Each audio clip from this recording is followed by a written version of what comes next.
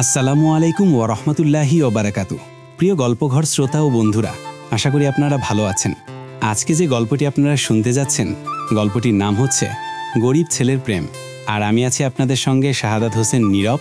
Edit পরিচালনায় রয়েছেন জয়নাল আবেদিন সোহান। গল্পটি লিখেছেন রাসেল রানা। ভাইকে অনেক ধন্যবাদ আমাদেরকে এত সুন্দর একটি গল্প উপহার দেওয়ার জন্য। তো চলুন বেশি দেরি না করে গল্পে যাওয়া যাক। আম্মু আম্মু ছাতাটা মাথায় ধরো তো, দেখতে পারতেছো না বৃষ্টির পানিতে আমি ভিজে একাকার। ঘুমের ঘুরে চিৎকার করে বললাম উপরের কথাগুলো। তখনই আমার এমন চিৎকার শুনে আম্মু তৎক্ষণাৎ আমার ঘরে এসে বলল, এই রাসেল, তোর কি হয়েছে? এমন ষাঁড়ের মতো চিল্লান দিয়ে কেন বলতেছিস বৃষ্টি? অনেকটা রাগী গলায় বলল। তখনই দেখতে পারলাম আমার পাশে আমার পিচ্চি বোনটা বালতি হাতে দাঁড়িয়ে আছে। তার মানে এটাই বৃষ্টির উৎস। আম্মু দেখো না, আমার উপরে বৃষ্টির পানি পড়ার জন্য ভিজে গেছি। পাশ থেকে রিয়া বলে উঠল, আপনাদের তো আমার পরিচয়টাই দেওয়া হয় নাই। আমাকে তো সবাই চেনেন যারা আমার গল্প পড়েন, তাই আর বললাম না। আমার বাবা একজন কৃষক, মা গৃহিণী, আর ছোট বোনটার নাম রিয়া। এবার ক্লামেন্টানে পড়ে, খুবই দুষ্টু, আবার আমাকে ছাড়া কিছুই বুঝতে পারে না। অনেক তো কথা হলো, এবার গল্পে ফেরা যাক তাহলে। রিয়া, আম্মু ভাইয়া রাতে বলেছিল তার নাকি আজকে তাড়াতাড়ি কাজে যেতে হবে, আর তার জন্য সকাল সকাল ডেকে দিতে। কিন্তু আমি অনেক সময় ডাকার পরেও ভাইয়া উঠতে ছিল না। দেখে এই বৃষ্টির ব্যবস্থা করতে হলো। আম্মু দেখ না, আমার উপরে বৃষ্টির পানি পড়ার জন্য ভিজে গেছি। পাশ থেকে রিয়া বলে উঠল, আম্মু তোদের দুইজনকে নিয়ে আমার হয়েছে যত জ্বালা। একটা মুহূর্তের জন্য চুপ থাকতে পারিস না, আবার কেউ কাউকে ছাড়া থাকতেও পারিস না। অনেক হয়েছে, এখন উঠে ফ্রেশ হয়ে খাবার খেয়ে কাজে যা। আচ্ছা আম্মু, ঠিক আছে, তুমি যাও, আমি এখনই উঠে আসতেছি। তারপর উঠে ফ্রেশ হয়ে খাবার খেয়ে কাজে চলে আসলাম। আপনারা হয়তো আবার বুঝতে পারতেছেন না আমি কি কাজ করি। তাহলে চলেন কাজের কথাও জেনে আসি। আমি একটা দোকানে কাজ করি। দেখছেন, আপনাদের সাথে কথা বলতে বলতে মালিকের ডাক পড়ল। রহিম, রাসেল, তাড়াতাড়ি এই লিস্টের সব মালামাল বুঝিয়ে দে তো। আর দেখিস কোনো ভুল যেন না হয়। আমি রহিম চাচার কথা অনুযায়ী লিস্ট দেখে মালামাল সব বুঝিয়ে দিলাম। এইভাবে কাজ করলাম সারাদিন। তারপর আরেকটা কাজে চলে আসলাম, মানে আমি যাকে পছন্দ করি তাকে দেখতে। বুঝলেন না তো? চলেন সব বুঝতে পারবে। আমি একটা মেয়েকে সেই কবে থেকে একা একা ভালোবাসি, কিন্তু সে আমাকে ভালোবাসে না। কেন ভালোবাসে না সেটা এখনো অজানা। বলতে বলতে হঠাৎ দেখতে পারলাম আমার ক্রাশ প্রাইভেট থেকে তার বান্ধবীর সাথে হেঁটে আসতেছে আমার সামনে দিয়ে। পরনে একটা নীল রঙের 3 পিস, হাতে নীল কাচের চুড়ি, লম্বা লম্বা চুলগুলো বিনি করা। এক কথায় অসম্ভব সুন্দরী লাগছিল। মনে হচ্ছে পরীরা ভুলে ওকে এই পৃথিবীতে রেখে গেছে। ওই রাইসা, দেখ তোর মজনু তোকে দেখার জন্য হাজির। রাইসার বান্ধবী হিয়া বলল আমাকে দেখে। রাইসা, হরে প্রতিদিন এভাবে রাস্তায় দাঁড়িয়ে থাকে, আবার আমাকে নাকি অনেক ভালোবাসে। রে, মনে হয় রাসেল ভাইয়া সত্যি তোকে অনেক ভালোবাসে, আর ছেলে হিসাবে ও খুবই ভালো, যতটা লোকের মুখে শুনে বা নিজেই দেখে বুঝেছি। তবে দেখি যদি তার উদ্দেশ্য ভালো হয় তাহলে তার ভালোবাসার কথাই আমি রাজি হমু, আর যদি খারাপ মতলব হয় তাহলে কোনোদিন না। হাই, কেমন আছো? আমি রাইসার সাথে হেঁটে যেতে যেতে বললাম। রাইসা, আল্লাহর রহমতে অনেক ভালো আছি। আচ্ছা, আপনি আমার পিছে কেন ঘোরেন? লোকে তো এর জন্য আপনাকে খারাপ বলে, তাই না? আমি যে আমার এই ছোট মনের ঘরে তোমাকে রেখেছি, কিন্তু তুমি সেইখানে থাকতেই চাও না। আমি সত্যি তোমাকে অনেক বেশি ভালোবাসি। রাইসা, আপনার সাথে কথা বলে পারবো না, এখন চলে যান, কেউ দেখলে সমস্যা হবে। একটু অধিকার দেখিয়ে বলল মনে হলো। তারপর সেখান থেকে চলে আসলাম। এইভাবে দেখতে অনেকগুলো দিন চলে গেল। এর মাঝে রাইসার আর আমার প্রেম জমে ক্ষীর হয়েছে, মানে প্রেম হয়ে গেছে। একদিন পুকুরের ধারে আমি রাইসার কোলে মাথা রেখে শুয়ে আছি, আর রাইসা আমার মাথায় হাত বুলিয়ে দিচ্ছে। এই, তুমি আমাকে এত বেশি ভালোবাসো কেন? জানো না, বেশি সুখ কপালে সয় না। আমার পৃথিবীটাই তুমি। তাহলে তোমাকে ভালো না বাসলে থাকবো কি করে? তোমাকে এতটাই ভালোবাসি যা পরিমাপ করে দেখাতে পারবো না। তবে এটুকু জেনে রাখো, তুমি নিজেকে যতটা না ভালোবাসো, আমি তার থেকে তোমাকে বেশি ভালোবাসি। রাইসা, আমিও তোমাকে অনেক অনেক বেশি ভালোবাসি। কোনোদিন ছেড়ে যাবে না তো? অভিমানী সুরে বলল। না রে পাগলি, এই জীবনে তো নাই, বরং পরজন্মেও তোমাকে ভুলতে পারবো না। আমার বুকে জড়িয়ে নিয়ে এইভাবে অনেক সময় একসঙ্গে থেকে রাইসাকে ওর বাড়িতে রেখে আমি আমার বাসায় চলে আসলাম। আমাদের প্রেমের কথা সবাই জানে, তাই কোনো ভয় নেই। ওহ, আমার মন কোথায় থাকে বুঝতেই পারি না। আপনাদের যে রাইসার পরিচয় দেওয়া হয়নি সেই দিকে কোনো খেয়াল নেই আমার। চলুন রাইসার পরিচয় জেনে আসি। রাইসার পুরো নাম অনামিকা জান্নাত রায়সা। বাবা মার একমাত্র মেয়ে, এইবার ইন্টার ফাইনাল ইয়ারে পড়ে বিজ্ঞান বিভাগে। বাবা রায়হান শেখ, পেশায় একজন কৃষক। আর রাইজার মা নেই। রাইজার বয়স যখন 5 বছর তখন ওকে একা রেখে আল্লাহ তার কাছে নিয়ে যায়। আম্মু আম্মু খাবার দাও তো, অনেক ক্ষুধা লেগেছে। কোথায় তুমি? আমি বাসায় এসে মাকে ডেকে বললাম, রিয়া ওই এত ষাঁড়ের মতো চিল্লাস কেন? দেখস না আম্মু রান্নাঘরে রান্না করতেছে। ওই তুই আমার সাথে ঝগড়া করিস না তো, দেখছিস না আমার ক্ষুধা লেগেছে, তা আমি তোর সাথে ঝগড়ায় পারবো না। তখনই পিছনে থেকে আম্মু বলে উঠল, এই তো শুরু হয়ে গেছে সাপ বেজির লড়াই। এই তোরা কি একটু শান্তিতে থাকতে পারস না? আর রিয়া তুইও না কেমন দকশিস, ওর ক্ষুধা লেগেছে তাও এমন করিস। আম্মু তুমি আমার কলিজাকে বকা দিচ্ছ কেন? তুমি জান না আমরা এইভাবে ছাড়া থাকতে পারি না। একটু অভিমানী হয়ে বললাম, আচ্ছা বাবা আমার ভুল হয়ে গেছে, এবার এসে খেয়ে নে তাড়াতাড়ি। তারপর খেয়ে নিলাম সবাই একসাথে। পরে যার রুমে চলে গেলাম। রুমে এসেই বিছানায় গাটা এলিয়ে দিলাম, আর মনটা ছটপট ছটপট করতে লাগলো রাইসার জন্য। আর কি বা করার, ওর তো মোবাইল নেই, তাই কথা বলে মনকে সান্ত্বনাও দিতে পারি না। এই সব ভাবতে ভাবতে কখন যে ঘুমিয়ে গেছি সেই দিকে কোনো খেয়াল নেই। খেয়াল হলো সকালে ফজরের আজানের শব্দে, তাই উঠে গিয়ে নামাজ পড়ে আসলাম। সকালে খাবার খেয়ে দোকানে চলে আসলাম, আর তখনই রাইসা আমার সাথে দেখা করতে চলে আসলো। রাইসা তোমার সাথে আমার জরুরি কিছু কথা আছে, এই দিকে আস। আমি তো একটু অবাক হলাম, কি এমন কথা যার জন্য এত সকালে এসছে? তারপরে আমি রহিম চাচাকে বলে ওর কাছে চলে আসলাম। হ্যাঁ মেরে যান বলো, এত সকাল সকাল কি জন্য এসলাম? রাইসা শোনো, আমার না কালকেই পরীক্ষার ফর্ম ফিল আপের লাস্ট ডেট। বাবাও কোনোভাবেই টাকা জোগাড় করতে পারছে না, দেখি বলতেছে পড়াশোনা না করতে, কিন্তু আমার তো ডাক্তার হবার অনেক ইচ্ছা। কেঁদে কেঁদে বলল, কি বলো এইসব? টাকার জন্য তোমার পড়াশোনা হবে না? এটা তো আমি মেনে নিতে পারবো না। তোমার পড়াশোনার খরচ জোগাতে প্রয়োজন হলে নিজের রক্ত বিক্রি করব, তাও তোমাকে ডাক্তার বানিয়েই ছাড়বো, যদি তোমার ইচ্ছা শক্তি প্রবল হয় তো। রাইসা তুমি আমাকে এই তো ভালোবাসো যে নিজের রক্ত বিক্রি করে হলেও আমার স্বপ্ন পূরণ করবা? আমাকে জড়িয়ে ধরে বলল, কিন্তু এত টাকা কি করে জোগাড় করবা? দেখো আমি আমার জীবনের থেকেও আমার বাবা মার পরে কাউকে যদি ভালোবাসে থাকি তাহলে সেটা তোমাকে। কত টাকা লাগবে বলো? রাইসা তাও তো 4000 টাকা লাগবে, কিন্তু তোমার কাছে তো এত টাকা নেই। তাহলে আচ্ছা আমি টাকার ব্যবস্থা করব, যে করেই হোক তুমি কালকে কলেজে যাইতে নিয়ে যাবে, কেমন? রাইসা আচ্ছা ঠিক আছে, আমি তাহলে আজকে আসি, তুমি দেখে শুনে কাজ করবে, কেমন? এটা কি হলো, চুমু দিল? ভাবতেই কেমন লাগতেছে যে আজকে তাও চুমু দিল, যেখানে এমন ব্যবহার কখনোই করেনি, হয়তো অতিরিক্ত খুশির ঠেলায়। তারপর রাইসা মনে এক রাশ আনন্দ নিয়ে বাসায় চলে গেল, আর আমি চলে আসলাম ফের দোকানে। আর দোকানে এসেই চাচাকে বলল, চাচা আমাকে 4000 টাকা দিবেন, আমি কাজ করে পরিশোধ করে দিব। দোকানদার চাচা আমাকে খুব ভালোবাসে, তাই টাকার প্রয়োজন বলাতে মানা করলো না, হয়তো মানুষের প্রতি এটাই ভালোবাসা। তারপর চাচার থেকে টাকা নিয়ে সোজা বাসায় চলে আসলাম। বাসায় এসে খাবার খেয়ে বন্ধুদের সাথে বাড়ির পাশে দোকানে গেলাম। বসে বসে আর কি করব, তাই ফ্রি ফায়ার গেম খেলতে। তারপর বন্ধুদের থেকে বিদায় নিয়ে বাসায় চলে আসলাম। রাতে খাবার সময়ে হঠাৎ আব্বু বলে উঠল, কিন্তু যা বলল তা শুনে আমি অবাক হয়ে গেলাম। রাতে সবাই মিলে খাবার খাইতেছিলাম। আমি রিয়া আর আব্বু মাটিতে পাটি পেতে বসেছি। আম্মু সবাইকে ভাত ভেড়ে দিচ্ছে, আর এমন সময় আব্বু বলে উঠল, আব্বু আমি একটা কথা বলতে চাই, মানে তোকে না বলেই একটা সিদ্ধান্ত নিয়ে ফেলেছি।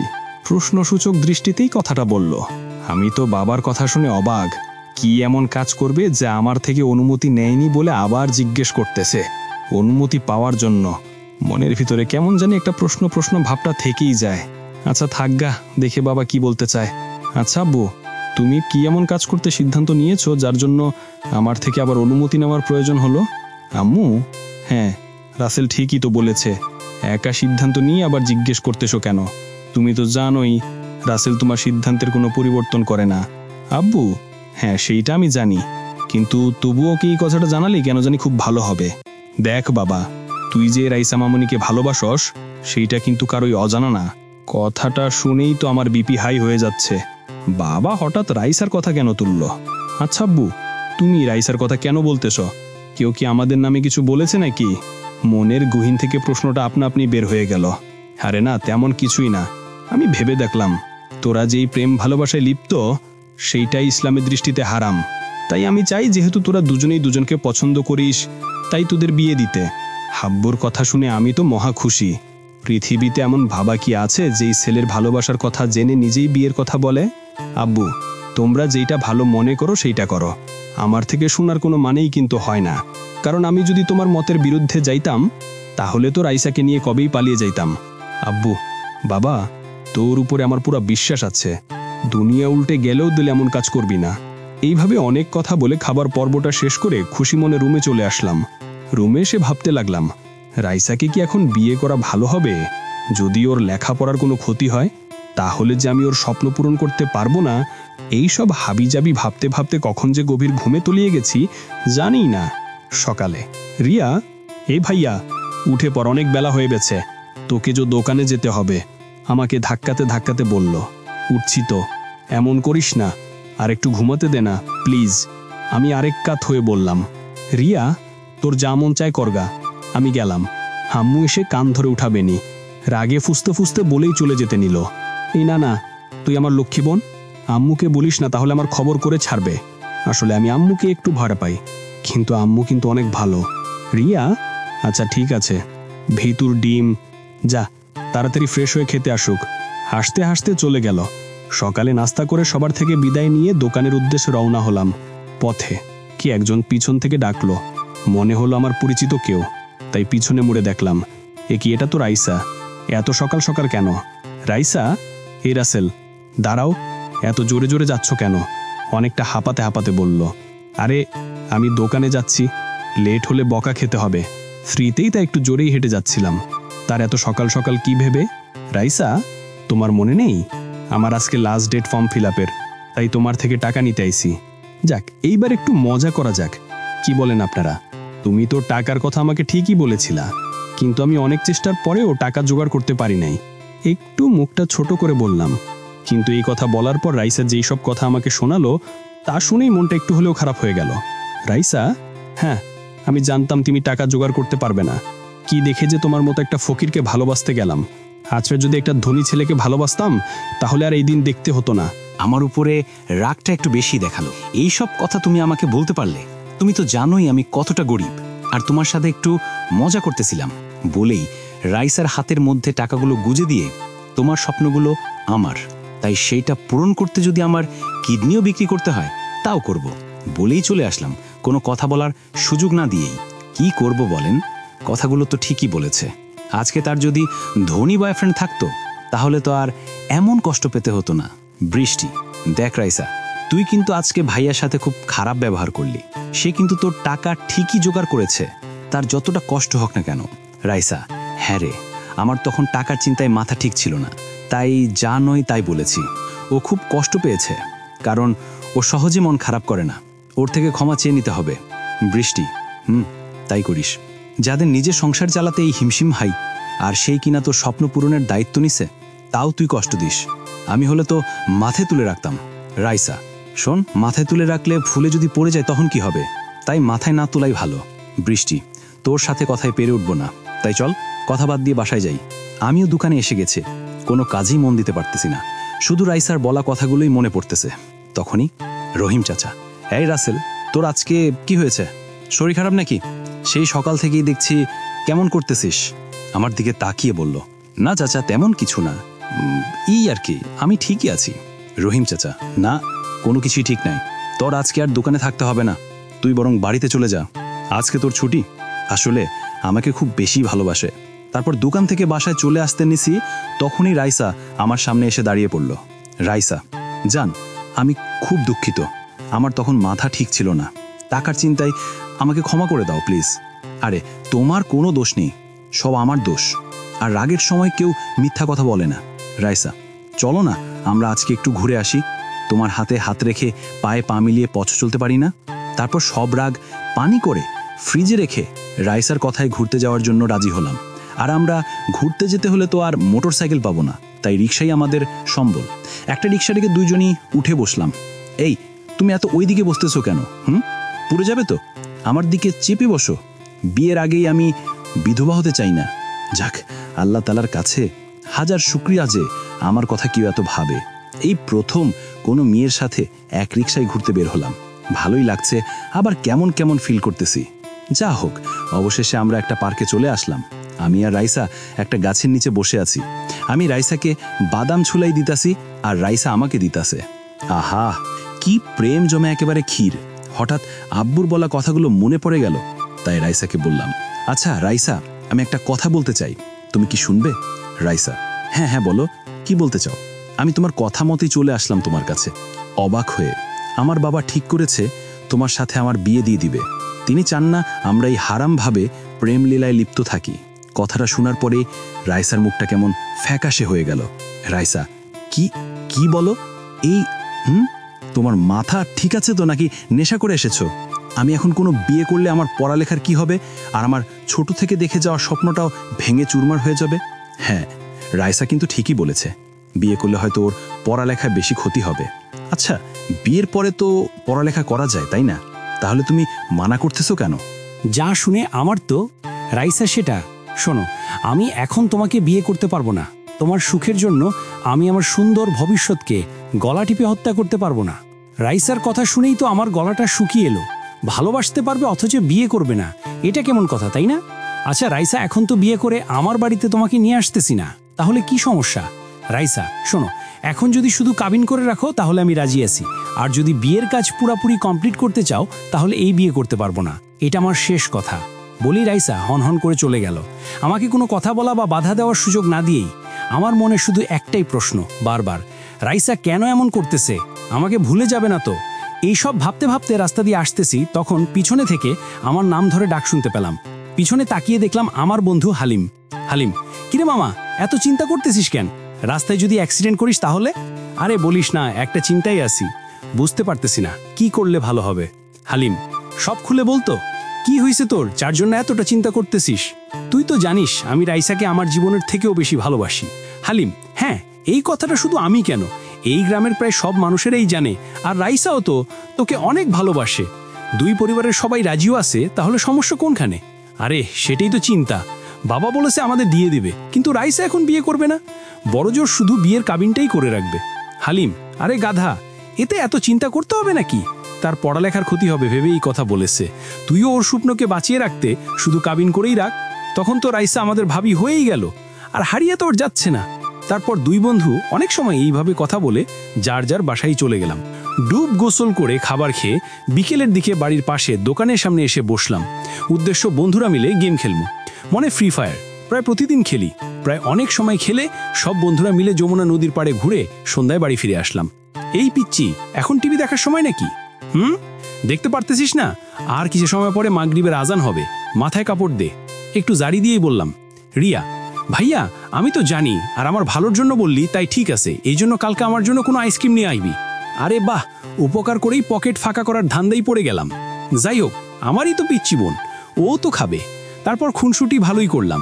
তারপর রাতের খাবার খেতে বসে আজকে রাইসার সাথে বলা কথা বললাম।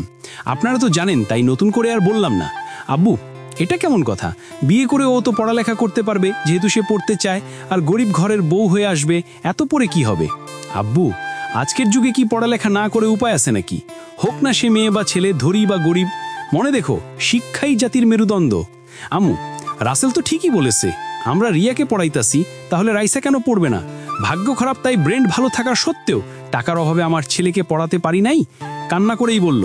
রায়া, আম্মু তুমি কান্না করবে না কিন্তু, বলে দিলাম, সব আমাদের কপালেই ছিল। আর সব থেকে ভালো কথা, আল্লাহ যা করে সবার ভালোর জন্যই করে। আর ভাবি যখন চাচ্ছে এখন বিয়ের কাছে পুরো না করে শুধু কাবিন করে রাখতে, তাহলে সবার সাথে কথা বলে সেটাই করো। আব্বু, এই তো আমার পড়ালেখা জানা মিষ্টি মেয়ে ভালো একটি সিদ্ধান্ত দিয়েছে। এইভাবে আরও কথা বলে খাবার পর্ব শেষ করে রাতে ঘুমিয়ে পড়লাম। সকালে ঘুম থেকে উঠে আবার নিত্যদিনের মতো কাজে গেলাম। এখন আবার ওভারটাইম করতে হয় অন্য কাজে, কেননা রাইসার পড়ালেখার সব খরচ আমাকেই দিতে হবে। রহিম চাচা, আচ্ছা রাসেল, তোর বাবা আমাকে বলল তোর নাকি বিয়ে ঠিক করেছে রাইহানের মেয়ে রাইসার সাথে, তাও শুধু কাবিন করে রাখবে বলে। চাচা, আপনি ঠিকই শুনেছেন। আসলে সরাসরি বিয়ের সব কাজটাই করে ফেলতাম, কিন্তু রাইসার পড়ার ক্ষতি হবে ভেবে শুধু কাবিনটাই করে রাখতে চাইতাছি। ওর অনেক স্বপ্ন ডাক্তারি পড়া। রহিম চাচা বলল, শোন, ও পড়ে সেটা ভালো কথা, কিন্তু বিয়ের পরেও তো পড়াশোনা করতে পারবে। দেখিস পরে যেন তোকে ফাঁকি না দেই। কি যে বললা চাচা, রাইসা আমাকে অনেক ভালোবাসে, আমাকে ছাড়া থাকতেই পারবে না। রহিম চাচা বলল, শোন রাসেল, ভালোবাসা এমন একটা জিনিস যা দেখা যায় না, পরিমাণ কত কিন্তু ঠিকই অনুভব করা যায়। আর সব মেয়ে এক না, কিছু কিছু মেয়ে আছে যারা টাকার কাছে ভালোবাসা কিছুই মনে করে না। দোয়া করি তোদের ভালোবাসাই যেন এমনটা না ঘটে। এইভাবে অনেক কথা বললাম, সারাদিন অনেক কাজ করে রাতে বাড়ি আসলাম। এসেই শুনতে পারলাম কালকে নাকি রাইসা আর আমার কাবিন হবে। বাবা আর রাইসার বাবা ঠিক করেছেন, তাই আজকে আর রাইসার সাথে আমার কোনো যোগাযোগ হলো না। রাতে খাবার খেয়ে শুয়ে এই সব কিছুই ভাবতেছি, ইস কালকে রাইসা আমার হবে। খুব আপন না হলেও অর্ধেক অধিকার তো পাবো, এতেই আমি খুশি।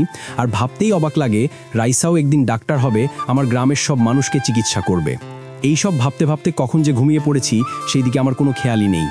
সকালে ঘুম ভাঙিয়ে ফজরের আজানের মিষ্টি শব্দে, তাই আর শয়তানের প্রতারণায় না পড়ে উঠে গিয়ে মসজিদ থেকে নামাজ পড়ে আসলাম।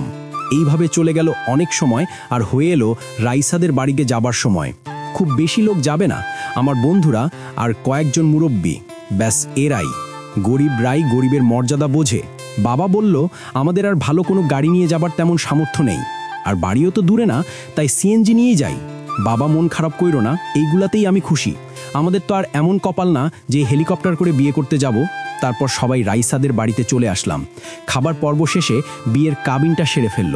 তারপর সবাই রাইসাকে দেখতে গেল। আজ রাইসাকে বিয়ের সাজে একটু বসেই সুন্দর লাগতাছে, এমনিতেই ডানা কাটা পরি, তার উপরে আবার লাল টুকটুকে বেনারসি শাড়ি। আচ্ছা, আপনারা জানলে আমাকে একটু বলিয়েন তো যে মেয়েরা বিয়ের দিন এত পোশাক থাকতে শুধু লাল বেনারসিই কেন পরে? কিছু মনে করবেন না কিন্তু। তারপর সবাই যার যার মতো চলে গেল, শুধু আমি থাকলাম কিছু সময়ের জন্য, কারণ কালেমা পড়ে তো আর বিয়ে হয়নি যে থাকবো। রাইসা, আমার এইটুকুই সামর্থ্য হয়েছে তোমাকে দেবার জন্য, যদি তুমি গ্রহণ করতে। এই কয়টা বাটন মোবাইল হাতে দিয়ে। রাইসা বলল, এই মোবাইল তুমি আমার জন্য এনেছো? আর কিছু বলল না, মনে হয় মোবাইলটা পেয়ে খুশি হয়নি, আর খুশি হবেই বা কী করে, এই যুগে সবাই টাচস্ক্রিন মোবাইল ব্যবহার করে, আর আমি একটা বাটন ফোন দিলাম। আচ্ছা রাইসা, এখন যাও, তোমার ড্রেস পরিবর্তন করে আসো। আমি জানি তোমার অনেক খারাপ লাগতাছে এমনভাবে থাকতে, আর ড্রেসটাও অনেক ভারী, সাথে কিছু জুয়েলারি। রাইসা বলল, আচ্ছা যাচ্ছি। মনটা ভার করে বলল, মনে হলো তার মনে অনেক কষ্ট লুকিয়ে আছে। আমিও ভাবলাম বিয়ের দিন একটু মন খারাপ করবেই, তাই না? এই সব কথা আপনাদের বলতাছি ঠিক তখনই রাইসার বাবা, মানে হলো গিয়ে আমার শ্বশুর আব্বা, তাই না? শ্বশুর আব্বা বলল, বাবা জীবন, আমার মেয়েটা ছোট থেকেই মায়ের আদর পায়নি। আমি অনেক যত্নে ওকে বড় করেছি, কখনো কষ্ট পেতে দেইনি, নিজে না খেয়ে থেকেছি, তবু মেয়েকে না খাইয়ে রাখিনি। দয়া করে আমার মা মরা মেয়েটা কোন দিন কষ্ট দিও না। আমার কাছে এসে কেঁদে কেঁদে বলল, আসলেই বাবা আর মা নামক মানুষগুলো এমনি হয়, নিজে হাজার কষ্ট সহ্য করবে কিন্তু সন্তানের কষ্ট সহ্য করবে না। বাবা এইভাবে বলিয়েন না, আমি কথা দিলাম কোন দিন রাইসাকে কষ্ট পেতে দিব না, বলেই আমাকে বুকে জড়িয়ে নিল। এইভাবে অনেক কথা বললাম। পরে সবার থেকে বিদায় নিয়ে বাড়িতে আসার জন্য রওনা দিলাম। রাস্তা দিয়ে হেঁটে হেঁটে আসতেছি, ঠিক তখনই দেখতে পারলাম একটা প্রাইভেট কার অ্যাক্সিডেন্ট করলো। দেখে মনে হচ্ছে দুর্ঘটনাটা বেশি বড়, তাই এগিয়ে গেলাম আর তাড়াতাড়ি করে লোকটাকে বাইরে বের করে আনলাম। বাইরে বের করে তার মুখের দিকে তাকিয়েছি, আর যা দেখতে পাইলাম তাতেই আমি অবাক। কেননা সে লোকটা ছিল এই দেশের নাম করা একজন। শ্বশুর বাড়ি থেকে বাড়িতে আসতাছি হেঁটে হেঁটে। আসলে রাইসাদের বাড়ি আর আমাদের বাড়ি একই গ্রামে হওয়ায় শ্বশুর বাড়ি যেতে আর গাড়ি ভাড়া লাগে না। আপনারা আবার কিপটা মনে করিয়েন না। রাস্তা দিয়ে আনমনে হেঁটে হেঁটে আসার সময় লক্ষ্য করলাম একটা গাড়ি অ্যাক্সিডেন্ট করেছে। সবাই দাঁড়িয়ে দাঁড়িয়ে তামাশা দেখতেছে আর মোবাইল দিয়ে অনলাইনে ফেমাস হওয়ার জন্য ভিডিও করতেছে। আসলেই আমাদের সমাজের কিছু কিছু মানুষগুলা বড়ই অদ্ভুত, তাই না? কেউ বিপদে পড়লে তাকে সাহায্য না করে মজাটাই বেশি করে। আমি এগিয়ে গেলাম। আচ্ছা ভাই, এইখানে দেখতে পারতেছেন এই লোকটা গাড়ি অ্যাক্সিডেন্ট করেছে, তাহলে তাকে সাহায্য না করে মজা নিতেছেন? একটা লোককে উদ্দেশ্য করে বললাম। লোকটি বলতেছে, দেখুন ভাই, আমি এই লোকটাকে সাহায্য করি আর পুলিশ এসে নানান রকমের কথা জিজ্ঞেস করুক এটা চাই না, বলেই চলে গেল। আমি আর কিছু না বলে গাড়ি থেকে লোকটিকে বের করে তার নিঃশ্বাস চেক করে দেখলাম এখনও বেঁচে আছে। তাই আমি তাড়াতাড়ি করে একটা গাড়ি ডেকে লোকটিকে হাসপাতালে নেওয়ার জন্য যখনই তার দিকে ফিরে তাকাই তখনই আমি অবাক, কেননা এই লোকটি ছিলেন একজন নামকরা ডাক্তার, সাথে বিজনেসম্যান শফিকুল ইসলাম। আমি এটা ভেবে পাচ্ছি না, এত বড় লোক মানুষ তাও নিজে গাড়ি কেন চালাইতেছে। যাক, এই সব পরেও ভাবা যাবে। তাই আমি দ্রুত তাকে সিরাজগঞ্জের একটা হাসপাতালে নিয়ে আসলাম। ডাক্তার, ডাক্তার কোথায় আছেন? এইদিকে আসেন, এই লোকটার অবস্থা খুবই খারাপ। আমার চিল্লাচিল্লিতে ডাক্তার সহ কিছু সেবিকা আসল। ডাক্তার, এই এত জোরে জোরে ডাকতেছো কেন? জানো না এটা একটা হাসপাতাল? একটু রাগ দেখিয়ে। দেখুন ডাক্তার, এই সব দেখার আগে আপনার উচিত এই লোকটার সঠিক চিকিৎসা দেওয়া। এর অবস্থা খুবই খারাপ, ওইখানে থাকার সবাই আমার কথা ঠিক মনে করে আর কিছু বলল না, বরং ডাক্তারকেই বলল চিকিৎসা করতে। তারপর অপারেশন রুমে নিয়ে যাওয়া হয় রুগীকে, মানে শফিকুল ইসলামকে। এখন আমি এর পরিবারের লোকদের কি করে খবর দিব? তখনই মনে পড়ল রাস্তায় তার একটা কার্ড পড়েছিল, তাতে একটা নাম্বার লেখা। আমি দেরি না করে সেই নাম্বারে ফোন দিলাম। কল হচ্ছে কিন্তু ফোন ধরতেছে না। একবার দেওয়ার পরে কেটে গেল। দ্বিতীয়বার দিতেই কল রিসিভ করলো মেয়েটি। হ্যালো, আসসালামু আলাইকুম, কে বলছেন? কণ্ঠ শুনে বুঝতে পারলাম একটা মেয়ে। ওয়ালাইকুম আসসালাম, আমি সিরাজগঞ্জ থেকে বলছিলাম। এই নাম্বারটা একটা লোকের কাছে পেয়েছি, আর লোকটার নাম শফিকুল ইসলাম। আপনি কি তাকে চেনেন? হ্যাঁ, সে তো আমার বাবা, আর আমি তার একমাত্র মেয়ে ঐশী। বাবা আজকেই সিরাজগঞ্জ গেছে একটা জরুরি কাজে। কিছু কি হয়েছে নাকি? আসলে কি করে যে বলি, আপনার বাবা গাড়ি অ্যাক্সিডেন্ট করেছে, আমি সিরাজগঞ্জ এই হাসপাতালে নিয়ে এসেছি। আপনারা আসেন। ঐশী, আপনি একটু বাবার পাশেই থাকেন, আমরা আসতেছি। আর আপনার নাম্বারে কিছু টাকা দিতেছি, যদি ওষুধ কিনতে হয় কিনে আনবেন। আপুর কথাটা শুনে একটু কষ্ট পেলাম, তাই বললাম, আপু গরিব হতে পারি, ছোট লোক না। দেখুন, আমি এটা ভেবে বলিনি, যদি আপনার কাছে টাকা না থাকে তাই বলেছি, সরি। আচ্ছা ঠিক আছে, আপনারা তাড়াতাড়ি চলে আসেন, বলেই ফোনটা কেটে দিলাম। তখনই পিছনে থেকে ডাক এলো, রোগীর নাকি AB+ রক্ত দিতে হবে 2 ব্যাগ। ডাক্তার সাহেব, আমার রক্তের গ্রুপও এইটাই, আপনি আমার থেকে রক্ত নিন।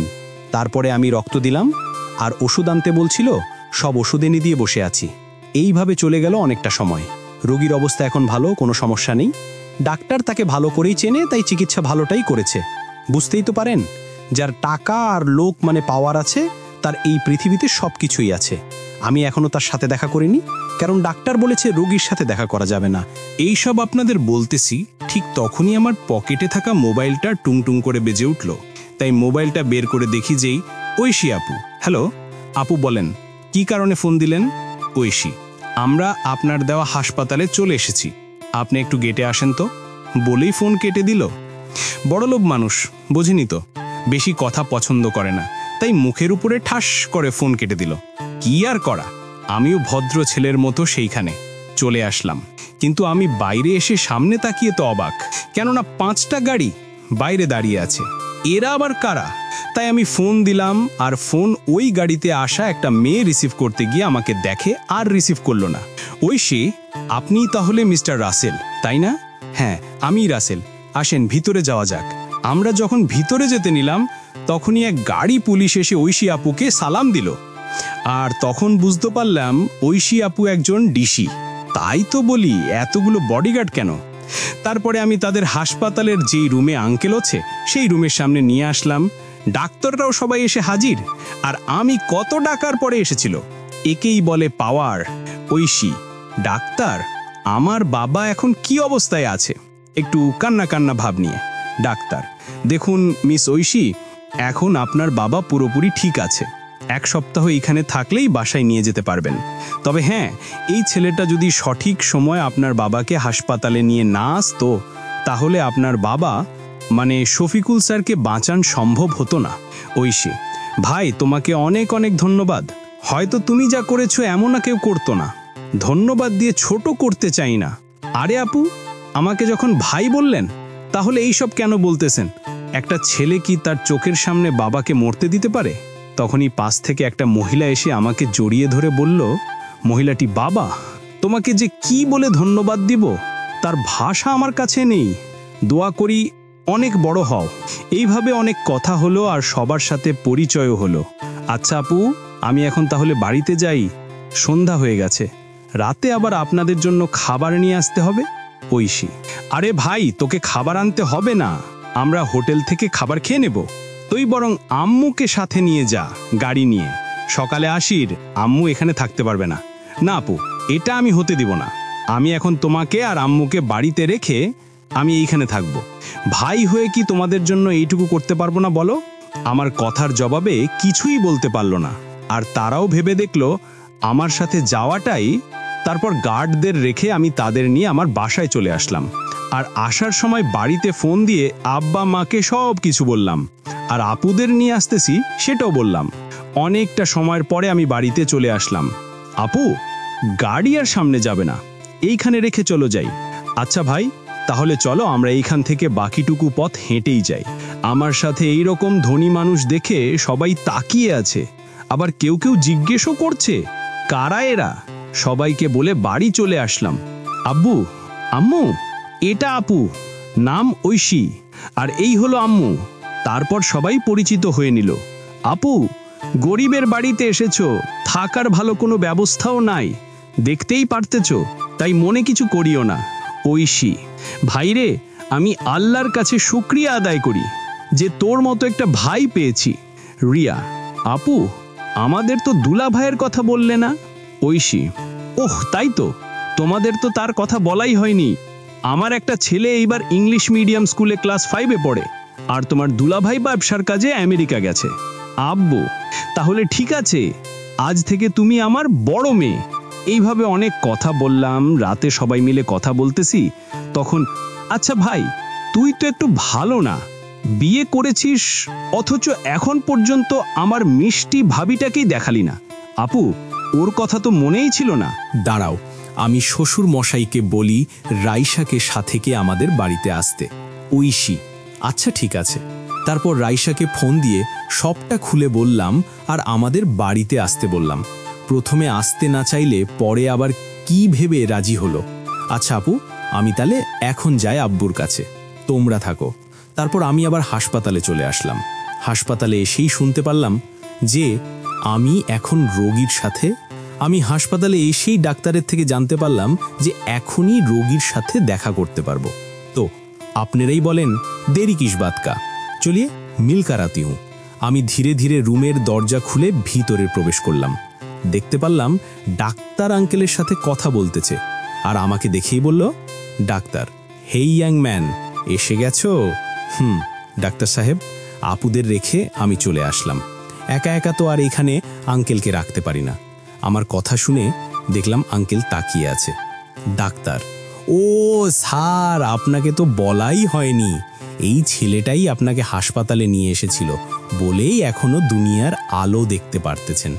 আঙ্কেল, বাবা, তোমাকে অনেক অনেক ধন্যবাদ। তোমার নাম কি বাবা, আর কি করো? আমার উদ্দেশ্য বলল, এইভাবে ধন্যবাদ দিয়ে ছোট করবেন না, আমি শুধু দায়িত্ব পালন করেছি, আপনি না হয়ে অন্য কেউ হলে তো আমি এমনটাই করতাম। আমার নাম রাসেল, আমি একটা মুদি দোকানে কাজ করি। আঙ্কেল, ও আচ্ছা, ভালো। তা আমার বাড়িতে কি খবর দিতে পেরেছিলে? তারপর তাকে সবটা খুলে বললাম। এইভাবে দেখতে দেখতে রাত পেরিয়ে সকাল হলো। আমার বাড়ির সবাই আপুদের সাথে হাসপাতালে চলে আসলো, সাথে কিন্তু রাইসাও এসেছে। ঐশী, বাবা, এখন কেমন আছো? আর খুব কষ্ট হচ্ছে তাই না? জড়িয়ে ধরে কেঁদে কেঁদে বলল। আঙ্কেল, মারে, এইভাবে কান্না করিস না, দেখ আমার কিছুই হয়নি, আমি একদম ঠিক আছি। আপুর চোখের পানি মুছে দিয়ে বলল। তারপর সবার সাথে পরিচিত হয়ে নিল, আর আপুও বলে দিল আমি তার ভাই, আর আঙ্কেলও কড়া করে বলে দিলেন তাকে আব্বু বলে ডাকতে। একটু পর রাইসাকে দেখে আব্বুটু জিজ্ঞেস করলো, আচ্ছা সবার সাথেই তো পরিচিত হলাম, কিন্তু এই মেয়েটাকে? তখন সবাই আব্বুর বলা মেয়েটির দিকে তাকাই, আরে এটা তো রাইসা। আসলে রাইসা ওয়াশরুমে গেছিল। ঐশী, বাবা, তোমাকে তো বলাই হয়নি, এটা তোমার আদরের ছেলে বউ, মানে রাসেলের বউ রাইসা। আব্বুটু, আরে বা, আমার বউমা তো অনেক মিষ্টি, আয় মা কাছে আয়। আর তখনই রাইসা গিয়ে আব্বুর পা ধরে সালাম করলো।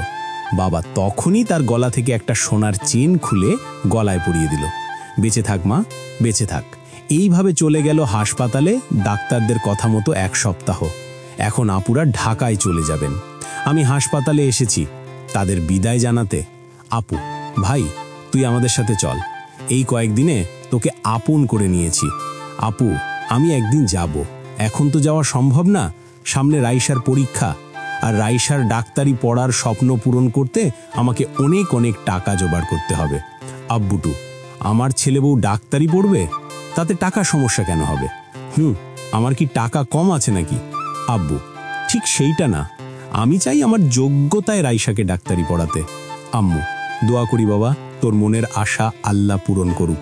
বলেই আমার থেকে বিদায় নিয়ে সবাই চলে গেল। আমি আমার বাড়িতে চলে আসলাম। মনটা একটু খারাপ, আসলেই তাদের মনটা অনেক ভালো। এই কয়েকদিনে বুঝতে পেরেছি টাকা থাকলেই সবাই অহংকারী হয় না। কিছু কিছু মানুষ ভালোবাসারও পূজারী হয়। এইভাবে দেখতে রাইসার পরীক্ষার দিন হয়ে এলো, মানে আগামীকাল থেকে পরীক্ষা শুরু। অনেক দিন হলো আমার রাইসার সাথে কথা হয় না, আর দেখা তো দূরেই থাকুক। আমি দেখা করলে বা কথা বললে তার নাকি পড়াশোনার ক্ষতি হবে।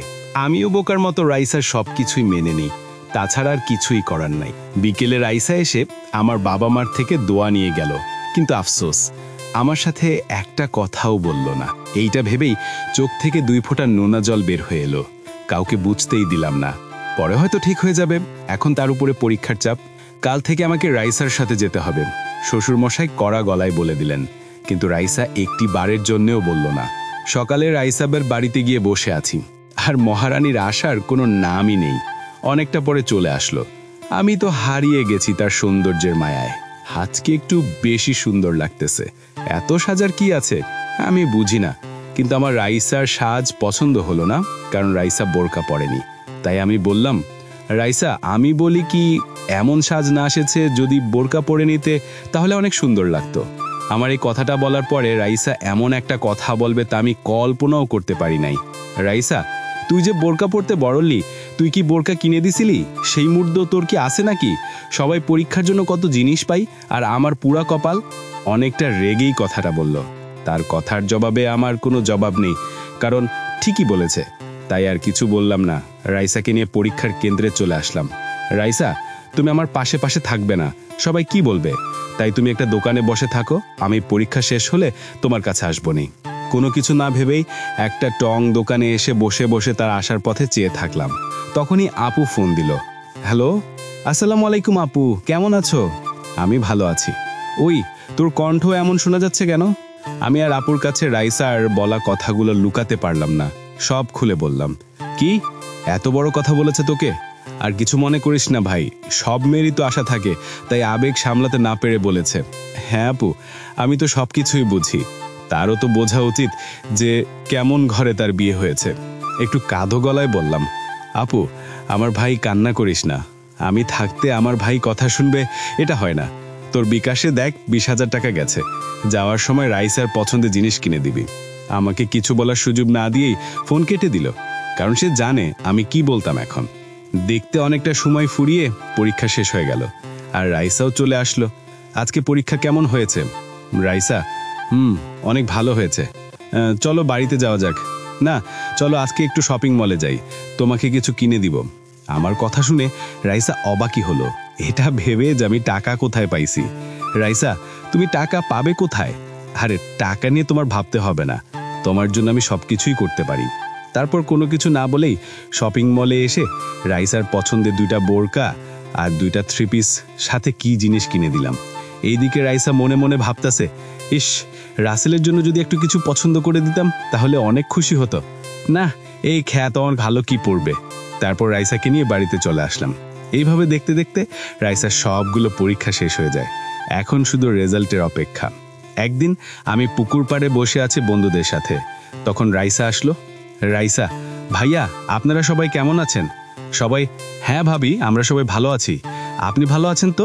রাইসা, আমিও আলহামদুলিল্লাহ ভালো আছি। একটু এদিকে আসো, আমাকে উদ্দেশ্য করে বলল। তারপর আমি রাইসার সাথে চলে আসলাম। হ্যাঁ রাইসা, বলো কি জন্য ডেকেছা? রাইসা, কি করে যে বলি, আমার তো কয়েকদিন পরে রেজাল্ট দিবে, তাই আমার অনেক চিন্তা। তাই তুমি এই কয়েকদিন আমার সাথে কোনো যোগাযোগ করবে না বলেই আমার উত্তর না শুনেই চলে গেল। আমি ওর কি করব? এই সব নীরবে দেখেই যাই, দেখি সামনে কি হয়। এইদিকে বৃষ্টি, রাইসা তুই কিন্তু ভাইয়ার সাথে একটু বেশিই করতেছিস। তোর জন্য সব কিছুই করতেছে, তোর কোনো চাহিদা অপূর্ণ রাখে না।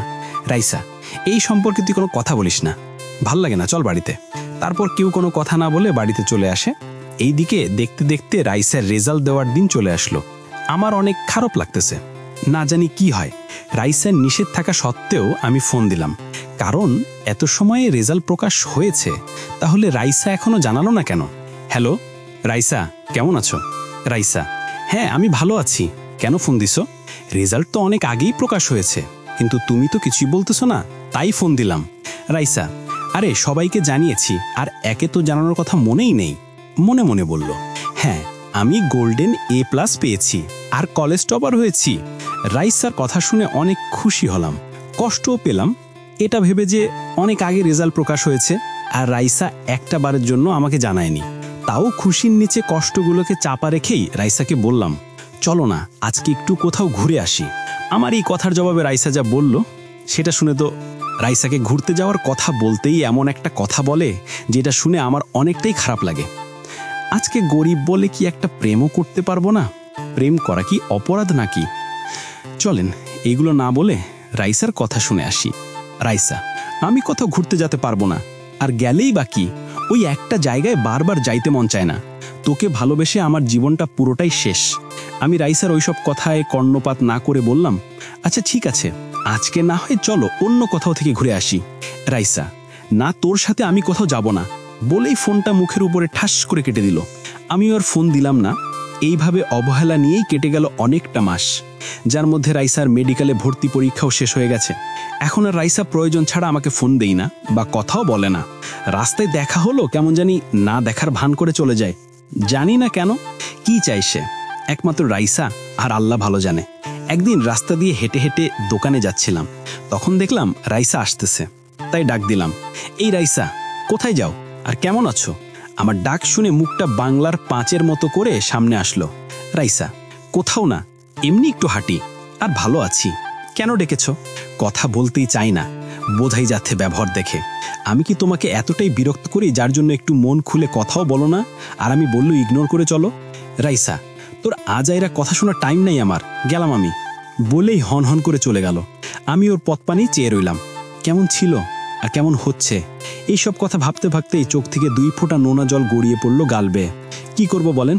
চোখটা আমার হলে কি হবে? শালা তো অন্যের জন্য কাঁদে। এইভাবে দেখতে দেখতে রাইসার মেডিকেলে চান্স হয়ে গেল, তাই সে এখন ঢাকাতে যাবে। কিন্তু আমার মনে কষ্ট ছাড়া কিছুই নেই, আবার অনেক ভালো লাগছে। যদি রাইসা আমাকে ভুলে যায় তাহলে কি হবে? এই সব কথা ভাবতেছিলাম, ঠিক তখনই আম্মু এসে বলল, আম্মু, রাইসা নাকি কালকেই ঢাকা চলে যাবে। আজকে এসে আমাদের সবাইকে বলে গেল, আর দোয়া নিয়ে গেল। মার কথা শুনেই তো আমি অবাক, কেননা রাইসা সবাইকে বলছে আর আমাকে একটা বারের জন্য বলার প্রয়োজন মনে করলো না। রাগ সাধে অভিমানটা একটু বেশি জমে গেল রাইসার জন্য। তাই আমিও আর আগ বাড়িয়ে ফোন দিলাম না, কারণ আমি ফোন না দিলে রাইসা কোনোদিনও ফোন করে খবর নেই না আমি বেঁচে আছি নাকি মরে গেছি। এইদিকে রাইসা ভাবতেছে, কি ব্যাপার, আজকে আমার পাগলোটা ফোন দেয় না কেন? আমাও যে ওর সাথে কথা না বললে ভালো লাগে না। আমি ওকে কিছু বলি নাই, তার জন্য হয়তো রাগ করেছে, কিন্তু আমার কিছুই করার নেই, কারণ আমি ওর মায়ে পড়ে গেলে আমার স্বপ্ন পূরণ করতে পারবো না। বলেই হাতে থাকা ফোনটা রেখে দিয়ে চোখের কোণে জমে থাকা অশ্রু মুছে ফেলল। তখনই রাইসার বাবা আসে আর বলে, শ্বশুর মশাই, মারে, এতটা কষ্ট যদি পাস তাহলে রাসেলকে কষ্ট কেন দিতাছোস? তোর করা অবহেলাগুলো আমি দেখতে পারি না, রাসেলের যে খুবই কষ্ট হয়। বলেই চোখের জল মুছে নিল রাইসা। বাবা, আমি যে ওকে আপন করে নিতে পারছি না, কারণ ওর মায়া নিজেকে জড়িয়ে নিলে আমি স্বপ্ন পূরণ করতে পারবো না। বলেই বাবাকে জড়িয়ে ধরে কান্না করে দিল শ্বশুর মশাই। মারে, এই কথাটা রাসেলকে বুঝিয়ে বললেই হয়তো একটু হলেও কষ্ট কম পেত। রাইসা, না বাবা, আমি জানি ও কেমন, আমি যতই বলি ও শুনবে না, আর এমনটা করা ছাড়া আমার কাছে কোনো অপশন নেই। এইভাবে অনেক কথা বলল। পরের দিন সকালে রাইসা ঢাকা যাওয়ার জন্য বের হলো। আমি রাস্তায় দাঁড়িয়ে আছি তার পথের দিকে চেয়ে, কাছে যাচ্ছি না, কারণ কষ্ট সহ্য করতে পারবো না। রাইসা আমাকে ঠিকই দেখতে পারল, তার চোখেও স্পষ্ট জল জমে আছে, তবুও আমার সাথে একটিবারের জন্যও কথা বলল না, চলে গেল চোখের আড়াল হয়ে। আমি ওখানেই দাঁড়িয়ে রইলাম।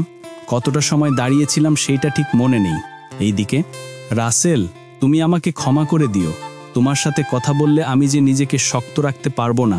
তোমার কি শুধু একাই কষ্ট হচ্ছে? কষ্টে যে আমারও বুকটা ফেটে যাচ্ছে। হে আল্লাহ, আমার পাগলটাকে তুমি দেখে রাখো।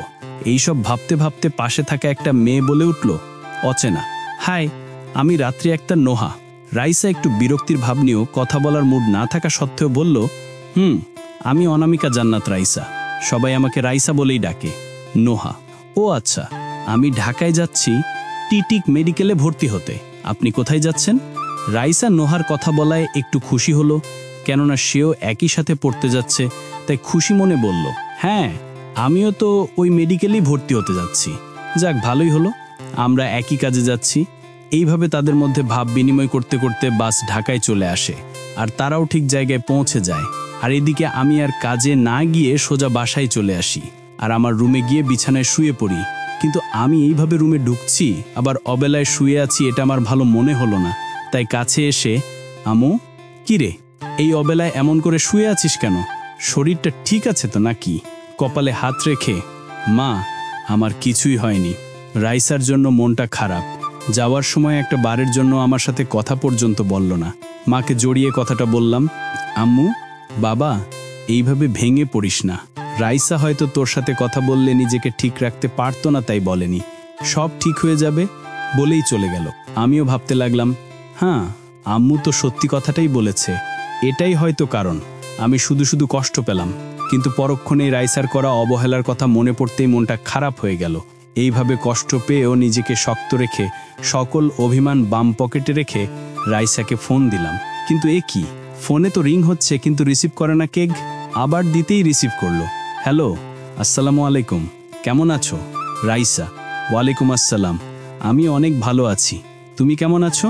রাইসা বলা কথাটা শুনে মনটা একটু না অনেকটাই খুশি হলো। কেননা রাইসা এর আগে কখনো আমি কেমন আছি সেই জিজ্ঞেস করে নেই। তাই খুশিতেই আত্মহারা আমি। যাইতে কোনো অসুবিধা হয়নি তো?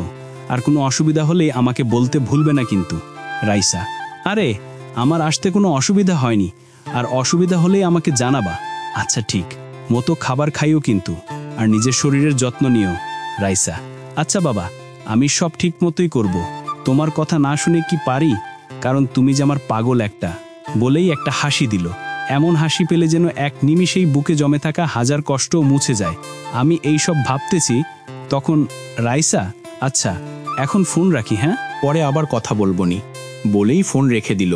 পাশ থেকে বলে উঠল, নোহা, কি ম্যাডাম, কার সাথে এমন মিষ্টি সুরে কথা বললেন? বয়ফ্রেন্ড নাকি জামাই? ওহো, আপনাদের বলে রাখা ভালো, নোহাও বিবাহিত আর রাইসার সাথে একটা রুমেই থাকে। আরে কি যে বলো না, যার সাথে কথা বললাম সেই আমার বেঁচে থাকার উৎস, আমার কলিজা। বয়ফ্রেন্ড সাথে অর্ধেক স্বামী। অর্ধেক স্বামী কথাটা শুনেই নোহা যেন কেমন করে তাকালো, কারণ সে বুঝতেই পারতিছে না অর্ধেক স্বামী আবার কি। আরে এত মন দিয়ে ভাবতে হবে না, আমি জানি তুমি অর্ধেক স্বামী বলছি সেটা নিয়ে চিন্তাই আছো। আসলে আমার আর রাসেলের কাবিন হয়েছে, সেই জন্য বললাম সে আমার অর্ধেক স্বামী। ওহ আচ্ছা, আমি মনে হয় হাঁপ ছেড়ে বাঁচলাম। কি সাংঘাতিক চিন্তায় পড়েছিলাম। এইভাবে অনেক কথা বলে তারা নিজেদের জিনিসগুলো গুছাতে ব্যস্ত হয়ে পড়ল। এই দিকে আমি গ্রামে বসেই সময় পার করতেছি। বাবা মা বোনের ভালোবাসাই আর বন্ধুদের হাসি কান্না গানে, সাথে রাইসার ভালোবাসা, আদর, একটু অভিমান, একটু রাগ, একটু অবহেলা, একটু কষ্ট, সব মিলিয়ে যাকে বলে একের ভিতর সব। এইভাবে অনেক দিন, মানে একটা বছর পার হয়ে গেল। আমি আর রাইসা শুধু ফোনেই কথা বলি, কারণ আমিও ঢাকা যাইনি আর রাইসাও বাড়িতে আসেনি। অনেক দিন হলো আপুদের সাথে কথা হয় না, তাই ফোন দিতে যাব আর ঠিক তখন আপু নিজেই ফোন দিল। একেই বলে ভালোবাসার টান। একজনের মনে আসতেই অপর পাশ থেকে কল হাজির। হ্যালো, আসসালামু আলাইকুম আপু, তোমরা সবাই কেমন আছো? ঐশী আপু বলল, তোর সাথে কোনো কথা নাই, যা, তুই কবে থেকে কথা বলস না, আবার কত করে বললাম এসে দেখে যা, তাও আইলি না। অভিমানী কণ্ঠে বলল, আরে আপু, আমি তো সবসময় তোমাদের কথা মনে করি আর যাব এক সময়, আর তোমাদের সবাইকেই আমি সবসময় দেখি। ঐশী আপু বলল, আমাদের কাছেই আসলি না, তাহলে অল টাইম কি করে দেখ শুনি? আপু একটু আশ্চর্য হয়ে, আপু, আমার হৃদয়ের সব জায়গায় তোমাদের সাজিয়ে রেখেছি, সেইখানেই দেখতে পাই। এইভাবে অনেক কথা বললাম। এইভাবে দেখতে দেখতে রাইসা পড়া প্রায় অর্ধেক শেষ হয়ে এসেছে। এখন নাকি সামনে পরীক্ষা হবে। বলে রাখা ভালো, এখন রাইসা আর আগের মতো কথা বলে না। আমি বলতে চাইলেও অনেক ইগনোর করে চলে। একদিন আমি ফোন দিলাম, হ্যালো রাইসা, কেমন আছো? রাইসা বলল, আমি ভালো আছি, আর আমি এখন কথা বলতে পারবো না, ফোন রাখো। একটু নরম সুরেই বলল, তোমার সাথে অনেকদিন হলো ঠিক মতো কথা বলি না, আজকে একটু কথা বলো প্লিজ। আমার কথার জবাবে রাইসা ওই পাশ থেকে যা বলল তা শুনেই তো, রাইসা, এই শোন, তুই আমাকে যখন তখন ফোন দিবি না, আমার পড়াশোনার অনেক ক্ষতি হয়। তুই কি চাস আমার স্বপ্নটা তোর জন্য নষ্ট হয়ে যাক? রাইসার বলা কথাটা কলিজায় এসে লাগলো। আমি কথা বললেই নাকি তার পড়াশোনার ক্ষতি হবে। জানি না এই মেয়ে আমার সাথে শুধু এমন কেন করে, সবার সাথে খুবই ভালো ব্যবহার করে। এইসব কিছু ভাবতেছি আর চোখের জল মুছতেছিলাম, তখনই পিছন থেকে আমার আদরের ছোট বোনটা এসে বলল, ভাইয়া তুই কান্না করতেছিস কেন? এইভাবে কান্না করিস না। তুই জানিস আমি তোর চোখের জল দেখতে পারি না। আমার চোখের পানি মুছতে মুছতে বলল, আমি কোথায় কান্না করতেছি? আমি কি কান্না কি করতে পারি নাকি? বল, হয়তো চোখে কিছু পড়েছে তাই এমন হচ্ছে। ভাইয়া, আমি ছোট বাচ্চা না যে আমাকে যা নই তা বলেই বুঝ দিবি। আমি যথেষ্ট বুঝি। ভাবির জন্য কান্না করতেছিস তাই না?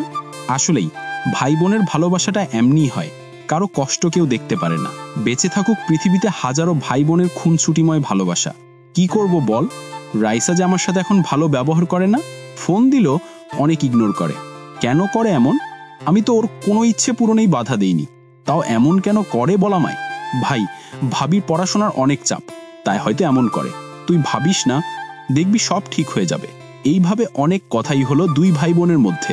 দেখতে দেখতে পরিবারের ভালোবাসা আর আপনজনের অবহেলার মধ্য দিয়েই পেরিয়ে গেল 2টা বছর। রাইসা এখন একজন নামকরা হাসপাতালের ডাক্তার। সব জায়গায় তার না ছড়িয়ে আছে, শুধু আমার নামটাই তার কাছে নেই। অনেক দিনই হলো রাইসার সাথে কোনো কথা হয় না, কেননা সে এখন ডাক্তার। আমার মতো ক্ষেত ছেলের ফোন ধরারও সুযোগ পায় না, তাই বিরক্ত করি না। তার অ্যাসিস্ট্যান্টের নাম্বার কোনোভাবে জোগাড় করে রেখেছিলাম, তাকেই ফোন দিয়ে খবর জানি। একদিন ফোন দিলাম রাইসাকে, কিন্তু রিং ঠিকই হচ্ছে, কিন্তু কল রিসিভ করতেছে না। হয়তো চিরপরিচিত নাম্বারটা দেখেই। কিছু সময় পরে আবার ফোন দিলাম, কি যেন মনে করে ফোনটা রিসিভ করলো। হ্যালো রাইসা, তুমি কেমন আছো? প্রায় অনেকটা সময় চুপ থেকে বলল, রাইসা, হ্যাঁ আমি অনেক ভালো আছি। আর কিছুই বলল না। আমাকে কি তোমার একটাবারের জন্য মনে পড়ে না? মন কি চায় না একটু কথা বলতে? ওই পাশ থেকে কোনো কথা এলো না। রাইসা মনে মনে ভাবতাছে, মন তো চায় তোমার কাছে এখনই ছুটে চলে আসি, কিন্তু আমি যে নিজেকে প্রতিষ্ঠিত করতে চাই ভেবেই 2 চোখের নোনা জল গাল বেয়ে পড়তে লাগলো। এই রাইসা, কথা বলো না কেন? আমি কি এতটাই অবহেলার পাত্র যে কথাও বলা যায় না? রাইসা প্লিজ, তুই আর এইভাবে ফোন করিস না। আমি নিজেকে প্রতিষ্ঠিত করতে চাই। বলেই ফোনটা কেটে দিল, আমাকে কিছু বলার সুযোগ না দিয়েই। আসলেই আমি মনে হয় রাইসার যোগ্য না। আর যোগ্য কি করে হতে পারি বলেন? আমি তো একটা দোকানের কর্মচারী মাত্র, আর সে হলো একজন নামকরা ডাক্তার। ভাবতেই চোখের কোণে জমে থাকা নোনা পানি গাল বেয়ে বেরিয়ে আসতে চায়। এই সব কথা ভাবতেছে, ঠিক তখনই আমার পকেটে ভূমিকম্পের সৃষ্টি হয়।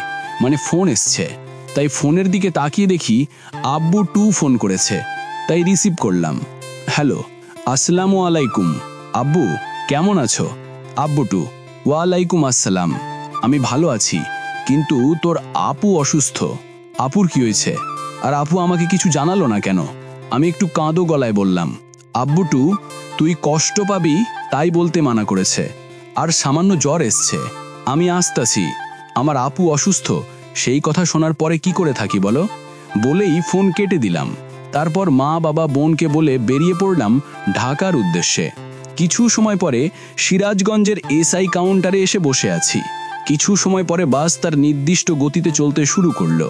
আমি আশেপাশের চারপাশটা ভালো করে উপলব্ধি করতেছি, কারণ এর আগে কখনো ঢাকায় যাইনি, তাই কোথায় দিয়ে যাইতে হয় সেটাও জানি না।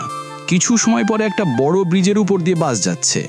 লোকমুখে শুনেছি এইটাই নাকি উত্তরবঙ্গের শানে যান চলাচলের একমাত্র মাধ্যম, বঙ্গবন্ধু যমুনা সেতু। ব্রিজটা অনেক বড়, বাস পার হতেই প্রায় অনেকটা সময় লাগলো। এই সব কিছু ভাবতাছি, ঠিক তখনই পাশে বসা একটা মেয়ে বলে উঠল। মেয়েটি বলল, হাই ভাইয়া, আমি নুসরাত। আমাকে বলছেন। আমি আশেপাশে তাকিয়ে দেখে বললাম, নুসরাত, আপনাকে না বলে কাকে বলেছি? আপনাকেই বলেছি। মেয়েটার ভয়েস আমার কাছে অতি পরিচিত লাগতেছে, মনে হচ্ছে সে আমার পরিচিত কেউ, কিন্তু বোরকা পরা থাকায় চিনতে পারি নাই। হ্যাঁ, আমি রাসেল। আর আপনার নামটা তো খুব সুন্দর। নুসরাত, ধন্যবাদ ভাইয়া।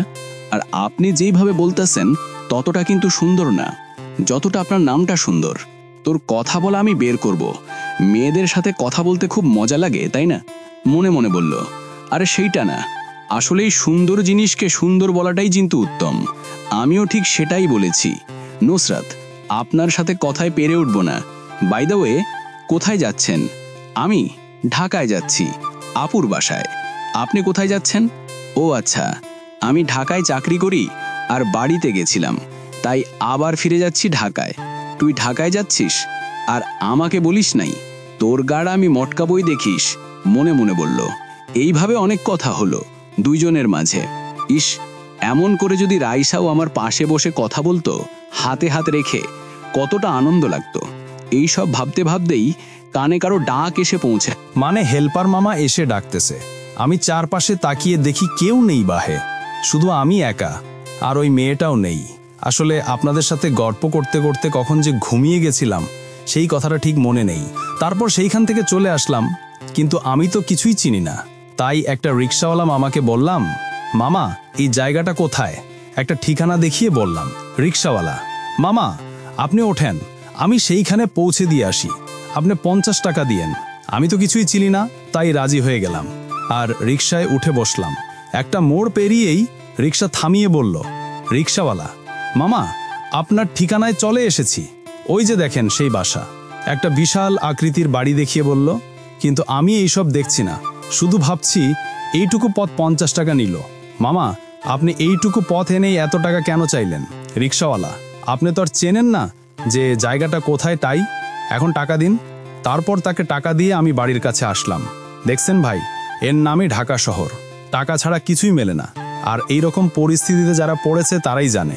আমি গেটের সামনে এসে সোজা বাড়ির ভিতরে ঢুকতে নিছি, অমনি একটা লাঠি আমার পথ আটকালো।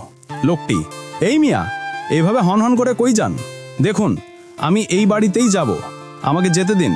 জোর করে লোকটি, না আপনি যেতে পারবেন না, চলে যান এখান থেকে, না হলে ঘাড় ধাক্কা দিয়ে বের করব। আমাদের এই সব কথা শুনে একটা ভদ্রলোক আসলো আর বলল, ভদ্রলোক, এই লতিফ ছেলেটা কে আর তুই তার সাথে এমন করতেছিস কেন? দারোয়ানকে বলল লতিফ, স্যার এই ছেলেটা আমাকে না বলেই বাড়ির ভিতরে ঢুকতে নিছে। আমাকে দেখিয়ে বলল ভদ্রলোক, এই ছেলে তুমি কে আর এখানে কেন?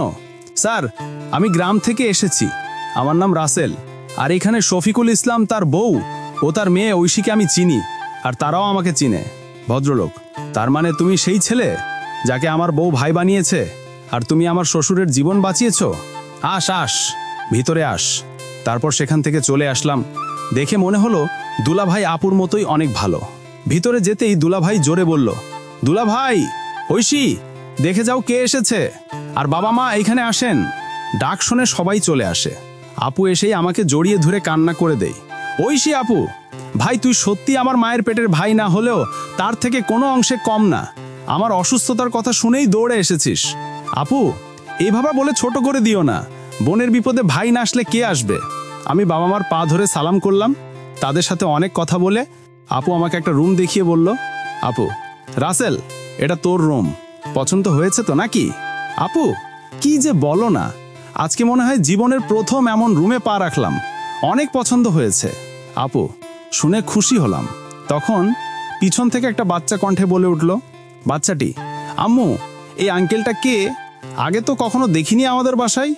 আমাকে দেখিয়ে বলল, তার মানে এটাই আপুর ছেলে আবির। আপু, বাবা এটা হচ্ছে তোমার সেই রাসেল মামা, তুমি যাকে দেখতে চাইতে। আমাকে দেখিয়ে বলল, মামা তুমি কেমন আছো? আমি আবিরকে কোলে তুলে বললাম, আবির মামা আমি অনেক ভালো আছি, আর এখন আরো বেশি ভালো হয়েছি।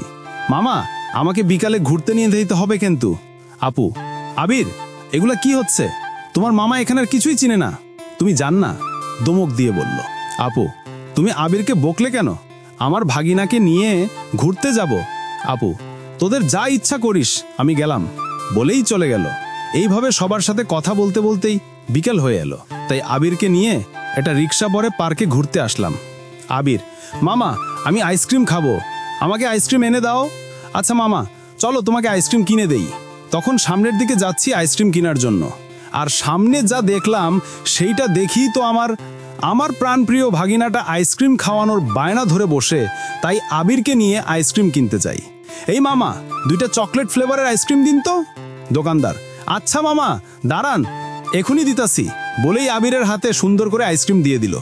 আমিও টাকা দিয়ে সামনে তাকাচ্ছি, তখন এমন জিনিস দেখতে পাবো কখনো কল্পনাও করতে পারি নাই। কি দেখে আমি এমন চুপ হয়ে গেলাম অবশ্যই আপনাদের জানতে ইচ্ছা করতেছে, তাই তো? তাহলে ইন্তজার কিস বাত কা, চলিয়ে আমি বাতাতা হুঁ। আমি দেখি রাইসার মতো একটা মেয়ে একটা ছেলের সাথে পার্কে বসে বাদাম খাচ্ছে। আমি একটু আগ্রহী হয়েই ভালো করে দেখে বুঝতে পারলাম এটা রাইসার মতো না, রাইসাই ছিল। এই দৃশ্য দেখার জন্য কি আল্লাহ আমাকে এইখানে নিয়ে এসেছে? আমার ভেতরটা দুমড়ে মুচড়ে যাচ্ছে। চোখের পানিটা মুছে সামনে যাইতে নিলাম, কিন্তু এ কি, সামনে আর তারা নেই। আশেপাশে ভালো করে খুঁজে দেখলাম, কোথাও নেই। গেল কোথায় এই অল্প সময়ে? তখন, আবির, মামা, তুমি এমন করে কি খুঁজতেছো? অনেক সময় ধরে দেখলাম তুমি এমন করতেছো।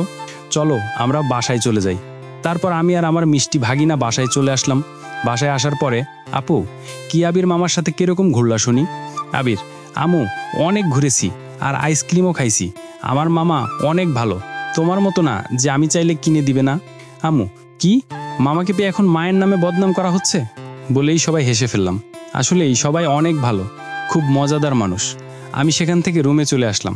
ভাবতে লাগলাম, রাইসও তো কথা বলতে মানা করেছে, তাহলে কি করি? না, ফোন করি, যা হবার হবে। একবার রিং হতেই কল রিসিভ করলো। মনে হয় আমার ফোন পাবার আশায় মোবাইল হাতে নিয়েই বসেছিল। হ্যালো, আসসালামু আলাইকুম ডাক্তার ম্যাডাম, কেমন আছেন? আর যদি 5টা মিনিট কথা বলার জন্য অনুমতি দিতেন। একটু মনটা ছোট করেই বলল। অপর পাশ থেকে, রাসেল, তুমি কেন আমার সাথে এমন করে কথা বলতেছো সেটা আমি ভালো করেই জানি, কিন্তু আমার কিছু করার নেই। আমি প্রতিষ্ঠিত হওয়ার আগ পর্যন্ত তোমাকে আপন করে নিব না, মনে মনে বলল, আর একটা হাত দিয়ে চোখের জল মুছল। রাইসা, ওয়ালাইকুম আসসালাম, আমি অনেক ভালো আছি। আজকে আবার কি কারণে ফোন দিছোস? তোকে বলেছি না ফোন দিবি না আমাকে? একটু রাগ দেখেই বলল। রাইসার কথা বলার ধরেন দেখে একটু না, প্রায় অনেকটাই কষ্ট পেলাম। কেননা এর আগেও অনেক কথা বলেছে, তবে এমন করে না। ডাক্তার ম্যাডাম, আমি জানি এখন আপনি অনেক বড় একজন মানুষ, আপনার সাথে কথা বলার কোনো যোগ্যতা আমার নেই। তবুও যে এই মনটা না খুব খারাপ আমার। খেয়ে আমার পরে আপনার কাছেই পড়ে থাকে, আমার কথা একটুও শোনে না। শুনবে কেন? তোমার মনটা যে শুধুই আমার, তাই তো আমার জন্যই ছটফট করে। রাইসা মনে মনে, যখন আমি থাকবো না তখন হয়তো আপনার অনেক ভালো লাগবে, তাই না? আপনাকে আর এইভাবে কেউ বিরক্ত করবে না, বলেই চোখের জল মুছলাম। অপর পাশ থেকে একটু চিন্তিত হয়ে রাইসা বলল, এই, তুই থাকবি না মানে কোথায় যাবি? আচ্ছা ম্যাডাম, আপনার মূল্যবান সময় নষ্ট করে আমার মতো একটা হতবাগা ছেলের সাথে কথা বলার জন্য অনেক অনেক ধন্যবাদ। দোয়া করি আল্লাহ যেন আপনার সকল মনের আশা পূরণ করে। বলেই ফোনটা কেটে দিলাম। কি আর বলতাম, সেই তো অপমান ছাড়া আর কিছুই করে না। একটু আগের কথাগুলো হয়তো রাইসার এখন আর মনেই পড়ে না। এইদিকে, জান, আমি জানি আমার প্রতিটি কথা তোমার হৃদয়কে চূর্ণ বিচ্ছিন্ন করে দেয়। জানি অনেক কষ্ট হয় তোমার, আর কিছুদিন কষ্ট করো। শুধু এইটা জেনে রাখো, এই রাইসা তোমার ছাড়া কারি না। কান্না কান্না করে করে বলল। তখন বৃষ্টি, আচ্ছা রাইসা, তুই যদি রাসেল ভাইয়ের জন্য এতটাই কষ্ট পাস, তাহলে তাকে বলছিস না কেন যে তুইও তাকে ঠিক আগের থেকেও বেশি ভালোবাসিস? তুই যে শুধুই তার। রাইসা, শোন, আমি ওকে আমি ভালো করে চিনি। আমি বললেই ও আমার কাছে ছুটে চলে আসবে। আমি তখন আমার স্বপ্ন পূরণ করতে পারবো না। বৃষ্টিকে জড়িয়ে ধরে বলল, বৃষ্টি, তুই এখন একজন দেশের নামকরা ডাক্তার, তাহলে আরও কি করতে চাইস? রাইসা, হ্যাঁ আমি মানছি আমি নামকরা ডাক্তার, কিন্তু আমাকে এই অবস্থানে পৌঁছানোর জন্য আমি চেষ্টা করেছি মন প্রাণ দিয়ে, কিন্তু সব কষ্ট রাসেল করেছে, যেটা আমার নিজের চোখেই দেখা। কতটা কষ্ট করেছে আমাকে এই অবস্থানে আনতে। তাই আমি এমন কিছু করে ওকে আপন করে নিতে চাই যাতে পরেও আমার কাছে অনেক সুখে থাকে। জানিস বৃষ্টি, ও ঢাকাতে এসেছে, আমাকে একটা বারের জন্য সেইটা বলেনি, কারণ আমি মানা করেছিলাম আমার সাথে কথা বলতে। আর ও চাই না ঢাকায় এসেছে সেইটা জেনে আমি কষ্ট পাই। আমি হয়তো আগের জন্মে ভালো কোনো কাজ করেছিলাম, যার জন্য রাসেলের মতো একজন জীবনসঙ্গী আমি পেয়েছি। বলেই চোখের জল মুছে ফেলল। বৃষ্টি, দেখ রাইসা, এমন করে না থেকে তুই ওকে মেনে নে, না হয় আবার তোকে চোখের জলে বুক ভাসাতে হয়। রাইসা, না, এই সব কিছুই হবে না। আমি রাসেলের নামে একটা কোম্পানি কিনব, যেটা আজ থেকে 3 মাস পরে আমাদের বিবাহের 6 বছর অতিবাহিত হবে, সেই দিন ওকে বুঝিয়ে দিয়ে আমি ওকে নিজের করে নিব। তাতে যতটা কষ্ট পাই না কেন। ওহো বৃষ্টি, ভালো কথা, আমাদের বাড়িতে একটা কাজের লোক দরকার, তুই ব্যবস্থা করিস। বৃষ্টি, আচ্ছা ঠিক আছে। এই ছিল তিদের কথা। এখন চলেন দেখে আসি বেচারা রাসেল কি অবস্থা। আমি রাতে ডিনার করে রুমে এসে শুয়ে শুয়ে আগের সব কথা ভাবছিলাম, কতটা ভালো আগের দিনগুলো। তখনই পাশে থাকা ফোনটা বেজে উঠল। তাকিয়ে দেখি বৃষ্টি আপুর কল, তাই রিসিভ করলাম। হ্যালো, আসসালামু আলাইকুম আপু, কেমন আছেন? বৃষ্টি, ওয়ালাইকুম আসসালাম, আমি অনেক ভালো আছি, তুমি কেমন আছো? আমি কেমন আর থাকতে পারি, সেই সব আপনার হয়তো অজানা না, তাই আপনি নতুন করে আবার কেন জিজ্ঞেস করতেছেন? সেইটা আমি জানি, তবে নতুন একটা খবর আছে আপনার জন্য। আমিও তো চাই না আপনার আর রাইসার মধ্যে দূরত্ব বেড়ে যায়। আমি এটা জানি। তাহলে আপনি এখন কি করতে চান সেইটা বলেন শুনি। তার জন্যই তো ফোন দিলাম। রাইসা তার বাড়িতে একটা কাজের লোক খুঁজে দিতে বলেছে। আমি চাই তুমি কাজের লোক হয়ে আসো, কিন্তু রাইসা যেন চিনতে না পারে ছদ্মবেশে থাকবে। তাও তুমি কাছ থেকে হলেও দেখতে পারবে। আপনার বুদ্ধি আছে বলতে হবে। তারপর সব কিছু শুনে অনেক কথা বলে ফোন কেটে দিলাম। কাল সকালেই যেতে হবে, তাই আমি বাড়িতে ফোন দিয়ে বলে দিলাম আমি বাড়িতে যাব, দেরি আছে, এইখানে কাজ করতে হবে। আর এই বাড়ির সবাইকে সব বুঝিয়ে বলার পরে রাজি হলো। আমি এসে আবার শুয়ে পড়লাম।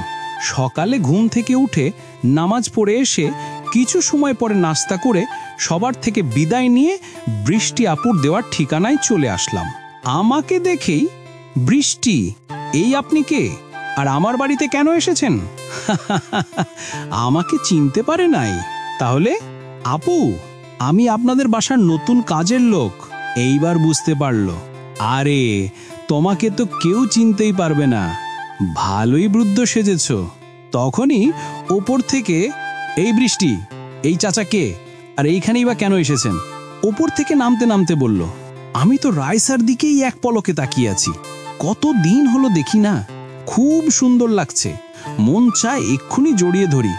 আমার এমন অবস্থা দেখে জোরে জোরে বলল, বৃষ্টি, আরে এই চাচা তো আমাদের নতুন কাজের লোক, রাইসা। ও তাই বল, ভালো হয়েছে, তুই বৃদ্ধ কাজের মানুষ এনেছিস। তার চাচার নাম কি?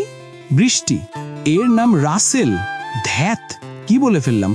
রাইসা, তুই কি নাম বললি? ম্যাডাম, আমার নাম রহিম। এই আপু ভুলে রাসেল বলেছে, আসলে সে তো সঠিক নাম শুনেনি। বৃষ্টি মনে মনে, যাক বাবা, বাঁচা গেল। রাইসা, তাহলে ঠিক আছে। শুনেন চাচা, ঠিক মতো কাজ করবেন।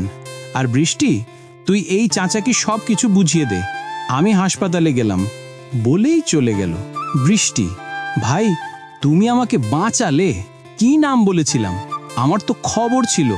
এইভাবে কাজ করা আর রায়সাকে দেখা, এর মধ্যে দিয়েই চলে গেল একটা মাস। এই এক মাসে বুঝেছি রায়সার মনটা সবার জন্যই ভালো, শুধু কষ্ট আমার জন্যই। একদিন বাগানে ফুল গাছ পরিষ্কার করতেছি আর গুনগুন করে গান গাইতাছি। আমার ঘরে রাঙিনাতে চাঁদের বাতি জ্বলে, আমার সখী আমায় ভুলে থাকে কেমন করে রে বন্ধু থাকে আমায় ভুলে। হঠাৎ আমার চোখ পড়ে বারান্দায়, দেখি রায়সা আমার গানটা মুগ্ধতার সাথে শুনতেছে। দেখেই আমি গান বাদ দিয়ে কাজ করতে লাগলাম। এইদিকে রায়সা ভাবতাছে, কি ব্যাপার, রাসেল আমাকে একটা মাস হলো শোন দেয় না কেন? আমি তো কিছু বুঝতে পারছি না। যেই মানুষটাকে হাজারবার মানা করা সত্ত্বেও বারবার ফোন করে খবর নিত, এখন আবার কি হলো? কিছু হয়নি তো বলেই রিয়ার কাছে ফোন দিল। হ্যালো, আসসালামু আলাইকুম ভাবি, কেমন আছেন? রাইসা, আমি ভালো আছি। আব্বু আম্মু আর তুমি কেমন আছো? রিয়া, আমরা সবাই অনেক ভালো আছি, শুধু ভাইয়ার কথা জানি না। মনটা ছোট করে বলল। রাইসা, কেন কেন, তোমার ভাইয়ের কি হয়েছে? অস্থির হয়ে বলল রিয়া, ভাইয়া তো ঢাকায় গেছে ঐশী আপুদের বাসায়। 1 মাসের বেশি সময় হলো। কি বলে, কাজ করবে। তারপর অনেক কথা বলে রাইসা ফোন কেটে দিয়ে ভাবতে থাকে, তাহলে পাকটা আছে কোথায়? না, আজ একটু আপুদের বাসায় যাব, আব্বু আম্মু আপুটা অনেক ভালো। ভাবতে ভাবতেই ঘুমিয়ে পড়ে। সকালে উঠে আমি বাড়ির সব কাজ করলাম। বাড়ির সব কাজ করে রান্না শেষ করলাম। এর মাঝে ম্যাডামের বন্ধুটা এসে গেছে। তাকে দেখেই তো আমার মেজাজ গরম হয়ে গেল, কেননা এই লোকটাই সেই দিনের ছেলেটা। শালারে কি যে করমু। রাইসা, হাই আশিক, কেমন আছিস? আর আসতে কোনো অসুবিধা হয় নাই তো? আশিক, আরে না, আমি অনেক ভালো আছি। তুই থাকতে আমার কি কিছু হতে পারে নাকি? কথাটা শুনেই আমার খারাপ লাগলো। আমাকে হয়তো ধীরে ধীরে ভুলে যাবে, আর আমি তাকে আপন করে পেতে কষ্ট করেই যাচ্ছি। তখনই, রাইসা, এই রহিম চাচা, খাবার পরিবেশন করো তাড়াতাড়ি, আর এইখানে 3টা কফি বানিয়ে নিয়ে আসো। আচ্ছা ম্যাডাম, একটু দাঁড়ান, আমি এই গেলাম আর এলাম। তারপরে কফি নিয়ে আসলাম, একে একে সবাইকে দিলাম। আর যখন আশিকের হাতে কফির মগটা দিতে নিচ্ছি, তখন আমার হাত ফসকে কফির মগটা আশিকের উপরে পড়ে যায়। তখন রাইসা উঠে এসে এমন একটা কাজ করে যার জন্য আমার চোখ জ্বলে এসে যায়। আর উপস্থিত সবাই যেন বাকরুদ্ধ হয়ে পড়ে। বৃষ্টি আপুর তো চোখ কপালে ওঠার মতো অবস্থা। অসাবধানতার জন্য আমি যখনই কফির মগটা শাকিলের হাতে দিতে নিচ্ছি, অমনি হাত থেকে কফির মগটা শাকিলের শরীরে পড়ে যায়। তখন রাইসা উঠে এসে এমন একটা কাজ করে যা আমার চোখ বিশ্বাস করতেই পারছে না। রাইসা কি করে পারলো এটা করতে? আর বৃষ্টির চোখ তো কপালে ওঠার মতো অবস্থা।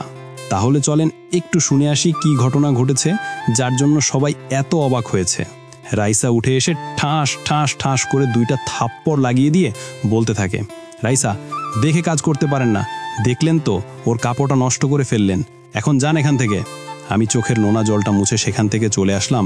আসলেই খুব কষ্ট হচ্ছে। ভুল তো মানুষেরাই করে, তার জন্য এমন করতে হবে? ওইদিকে বৃষ্টি, রাইসা তুই এটা ঠিক করলি না, চাচার গায়ে হাত তুলতে তোর বিবেকে বাঁধলো না? কি করে পারলি তুই এটা করতে? রাইসা, আমার কিছু খেয়াল ছিল না রে, আসলে শাকিল কতটা ছোট হয়ে গেল সেটাই বেশি ভেবেছি আমি। বৃষ্টি, আসলেই পর মানুষের জন্য তোর দরদ ঠিকই ছিল, কিন্তু নিজের আপন মানুষটার জন্য একটু না? বুঝতে পারবি একদিন। বলি বৃষ্টি সেখান থেকে আমার কাছে চলে আসে। শাকিল, রাইসা আসলেই এই কাজটা করা তোমার ঠিক হয়নি। সে তো আর ইচ্ছাকৃতভাবে আমার উপর ফেলেনি, হঠাৎ পড়ে গেছে। আজকে তো আর কিছু হলো না, তাই আমি আজকে আসি বলেই আর কিছু না শুনেই চলে গেল। রাইসা, আসলেই আমি এটা কি করে করতে পারলাম?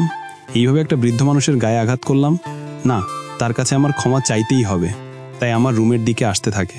এদিকে বৃষ্টি, আমি দুঃখিত, তোমাকে এইখানে না আসতে বললে আজকে আর মাইটা খেতে হতো না।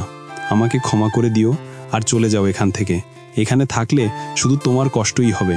তখন পিছন থেকে, রাইসা কার কষ্ট হবে শুনি একটু? এটা শুনে আমি আর বৃষ্টি দুজনেই ভয় পেয়ে যাই, যদি সবটা বুঝে যায়। বৃষ্টি, না রে, রহিম চাচাকে আমার এক কাজিনের কথা বলছিলাম। আসলে আমার কাজিনকে রহিম চাচা চেনে, সেই জন্য। এই মেয়ের মাথায় বুদ্ধি আছে বলতে হবে, ঠিক সময় ঠিক সূত্র প্রয়োগ করে অঙ্কের ফল গুড়াতে পারে। রাইসা, ও আচ্ছা। বৃষ্টি তুই সর, আমার রহিম চাচার সাথে কিছু কথা আছে। একটু সাইডে আয়। তখন বৃষ্টি সাইডে যায়। আমি চিন্তায় আছি কি করবে যে কাছে আসতে হবে। তখনই রাইসা, রহিম চাচা আমাকে ক্ষমা করে দিন, আসলে তখন আমার মাথা ঠিক ছিল না, আপনার গায়ে হাত উঠানো আমার ঠিক হয় নাই, আমি সত্যি অনুতপ্ত এই বিষয়টার জন্য। ম্যাডাম এমন করে বলবেন না, আপনি তো কাজটা ঠিকই করেছেন, আমার উচিত ছিল সাবধানে কাজ করা, আপনি আমার ভুল ধরিয়ে দিচ্ছেন, এতে আপনার কোনো ভুল নেই। রাইসা, আসলে শাকিল বৃষ্টিকে পছন্দ করে, তাই এখানে এসেছিল বিয়ের কথা বলতে, আর আপনার ওই কাজ দেখে আমার রাগ উঠে যায়। এইটা শুনে আমি একটু খুশি হলাম, কেননা আমি যেটা ভেবেছিলাম সেইটা পুরাই ভুল। আচ্ছা ঠিক আছে, আর বৃষ্টি মামুনি আর তাকে খুব মানাবে। কিন্তু আপনার এই ভুলের জন্য শাকিল আমাকে কথা শুনিয়ে চলে গেছে। একটু নরম সুরে বলল, আমি আপনাদের কাছে ক্ষমা চাচ্ছি, আমার জন্য আপনাদের অনেক বড় ক্ষতি হয়ে গেল, ক্ষমা করে দিবেন দয়া করে। এইভাবে অনেক কথা হলো। একদিন সকালে বাসায় চিল্লাচিল্লি শুনে আমি বাগান থেকে দৌড়ে ভিতরে আসি। ভিতরে এসে দেখি কাজের মেয়েটা মাটিতে পড়ে আছে। রাইসা, এই জরিনা তোর কি হলো, এমন করে পড়ে গেলি কেন? কিন্তু জরিনার কোনো কথা নেই, নিস্তব্ধ দেহ নিয়ে মাটির সাথে নিথিয়ে আছে, ঝাঁকুনি দিচ্ছে শুধু। তখন বাড়ির সবাই চিন্তায় পড়ে যায়। আমার আর বুঝতে বাকি রইল না জরিনার কি হয়েছে। তাই রাইসা ম্যাডাম, আপনি আপনার পায়ের জুতা খুলে জরিনার নাকে ধরেন, সব ঠিক হয়ে যাবে। আমার কথা শুনে তো সবাই আমার উপরে রাগে ফায়ার, কারণ তাদের মনে হচ্ছে আমি এমন টাইমেও মজা করতেছি। রাইসা, চাচা মজা করাও কিন্তু একটা সময় থাকে, দেখতেছেন মেয়েটা অসুস্থ আর আপনি মজা করতে ব্যস্ত। বৃষ্টি, হ্যাঁ আপনি মজা করছেন কেন? আরে আপনারা শুধু আমাকে ভুল বুঝতেছেন, আমি মজা কেন করব? আপনি জুতা শুকিয়ে দেখুন কি হয়।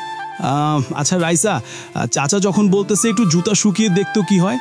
রাইসা, আচ্ছা ঠিক আছে, তবে যদি খারাপ কিছু হয় তাহলে চাচার কিন্তু খবর আছে। তারপর আস্তে আস্তে জুতা জরিনার নাকে শুকাতেই জরিনা ঝাঁকুনি কমতে থাকে। কিছু সময় পরে জরিনা পুরেই ঠিক হয়ে যায়। বৃষ্টি, দেখেছিস রাইসা, চাচা ঠিক কথাই বলেছে, জুতা শুকিয়েই রোগ ভালো হয়ে গেল। রাইসা, হ্যাঁ রে, আমি একজন ডাক্তার হয়ে জানি না, আর চাচা সেইটা করে দিল। আপনাকে অনেক ধন্যবাদ চাচা, তবে এটা জানলেন কেমনে যে জুতা শুকালে এই রোগ ঠিক হয়? ধন্যবাদ দিয়ে ছোট করবেন না, আসলে আমি তো গ্রামের মানুষ, আর এই রোগটা হলো গিয়ে মির্গি রোগ। যখন হয় রোগী শুধু ঝাঁকুনি করতে শুরু করে আর পানির দিকে যেতে চায়, আর চামের জুতা শুকালে ঠিক হয়ে যায়। রাইসা, যাক আপনি জানতেন বলেই আজকে জরিনার কোনো সমস্যা হলো না। এমন করে আরো অনেক কথা বলে যে যার কাজে চলে গেল। আমিও আর বাগানে না গিয়ে রান্না করার কাজে যেতে নিলে রাইসা থামতে বলে। রাইসা, আচ্ছা চাচা, আপনার কি ভালো কোনো পোশাক নেই?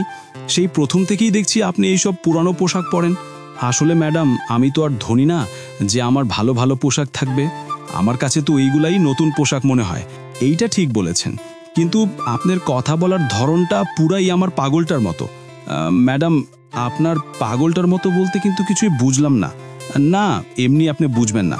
চলেন, আপনাকে নিয়ে শপিং মলে যাই, কিছু পোশাক কিনে দেবো। ম্যাডাম, যতই না বলেন, আমি তো জানি পাগলটাকে। তারপর রাইসা আমাকে আর বৃষ্টিকে শপিং মলে নিয়ে গেল। এই মলটা অনেক বড়, সব নামি দামি মানুষ এখানে শপিং করতে আসে। রাইসা আমার জন্য নিজে পছন্দের বৃদ্ধদের পোশাক অনেকগুলা কিনলো, আর বৃষ্টির জন্য সাথে বাড়ি আর কাজের লোকেদের জন্য নিল। কিন্তু আমি একটু অবাক হলাম, আরও 6টা প্যাকেট করে ড্রেস কিনলো। এগুলা কাদের বুঝলাম না। আমি এইসব ভাবতেছি, তখনই সামনে দেখলাম আপু আর দুলাভাই শপিং মলে ঢুকতেছে। এই যা, এবার কি হবে? না, এই অবস্থায় আমাকে তারা চিনবেন না। কিন্তু রাইসা আপুকে দেখেই সামনে গেল। আসসালামু আলাইকুম আপু, কেমন আছেন? আপু, ওয়ালাইকুম আসসালাম, আমি অনেক ভালো আছি, তুমি কেমন আছো? রাইসা, আমি অনেক ভালো আছি। আপনারা হঠাৎ এখানে? আপু, আর বলিও না। এইটা তোমার দুলাভাই। তারপর তাদের সাথে পরিচয় করে দিল। দুলাভাই, তা ডাক্তার ম্যাডাম, আপনি একা এখানে? আমার বাদর শালাবাবুটা কোথায়? শালার দুলাভাই, আমাকে বাদর বলা? তোমাকে দেখামো মজা, আগেই বিপদ থেকে বের হয়। রাইসা, দুলাভাই, আপনার বাদর শালাবাবুটা তো গ্রামে থাকে, আর আমি এইখানে একা থাকি। তারপর সবাই অনেক কথা বলে একটা রেস্টুরেন্টে চলে আসলো। আপু, আজকে আমি খাওয়াবো তোমাদের সবাইকে, যার যেটা ভালো লাগে সেটা নিয়ে নাও। রাইসা, আপু, আমি থাকতে এটা কিন্তু ভালো হলো না। আপু, আরে বোন, তুমি অন্যদিন পেট ভরে খাওয়াবা, তাহলেই পরিশোধ হবে। বলেই হাসি দিল। রেস্টুরেন্টে খাবারের পর্বটা শেষ করে যার যার থেকে বিদায় নিয়ে যার যার বাসায় চলে আসলাম। হেস, আপু আমাকে চিনতে পারে নাই, ভাবতেই কেমন হাসি পায়। একটু হাসি, আপনারা কি বলেন?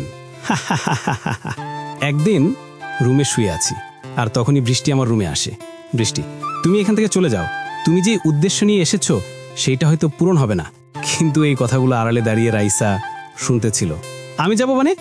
আমি এখানে এসেছি রাইসাকে আপন করে নিতে, আর তাকে নিয়ে চলে যাব। এইটা কি করে বলছেন? বৃষ্টি, রাসেল, তুমি বুঝতেছো না? এই ছদ্মবেশে আর কয়দিন থাকবে? একদিন তো ধরেই খেয়ে যাবে, সেদিন কিন্তু খবর হবে। ও হো, এই জন্যই আমার পাগলটা আমার কাছে ফোন দেয় না। আমার কাছে থাকতেও চিনতে পারি নাই। রহিম চাচা, ভাবতেই হাসি পাই। ছদ্মবেশে ভালোই লাগছে বলেই সেখান থেকে চলে যায়। আমার আর বৃষ্টির মাঝে অনেক কথা হয়, কিন্তু আমার এক কথা, রাইসা ছাড়া যাব না এখান থেকে। সে যেই বিপদের মুখেই পড়তে হয় না কেন। এইভাবে দেখতে দেখতে 2 মাস চলে গেল। আগামী শুক্রবারে নাকি এই বাড়িতে, মানে রাইসার বাসায় অনুষ্ঠান হবে। জানি না কেন, আপনাদের কিন্তু দাওয়াত করাটা আমার দায়িত্ব, কিন্তু খাবার পাবেন কিনা সেইটা আপনাদের ভাগ্য। রাইসা, রহিম চাচা, আগামী শুক্রবার আমার জীবনের চরম এক সুখের দিন। আমি আমার সবচেয়ে দামি জিনিসটা কাছে পাবো, তাই একটু অনুষ্ঠানের আয়োজন করেছি। সব কাজ কিন্তু আপনাকেই দেখতে হবে।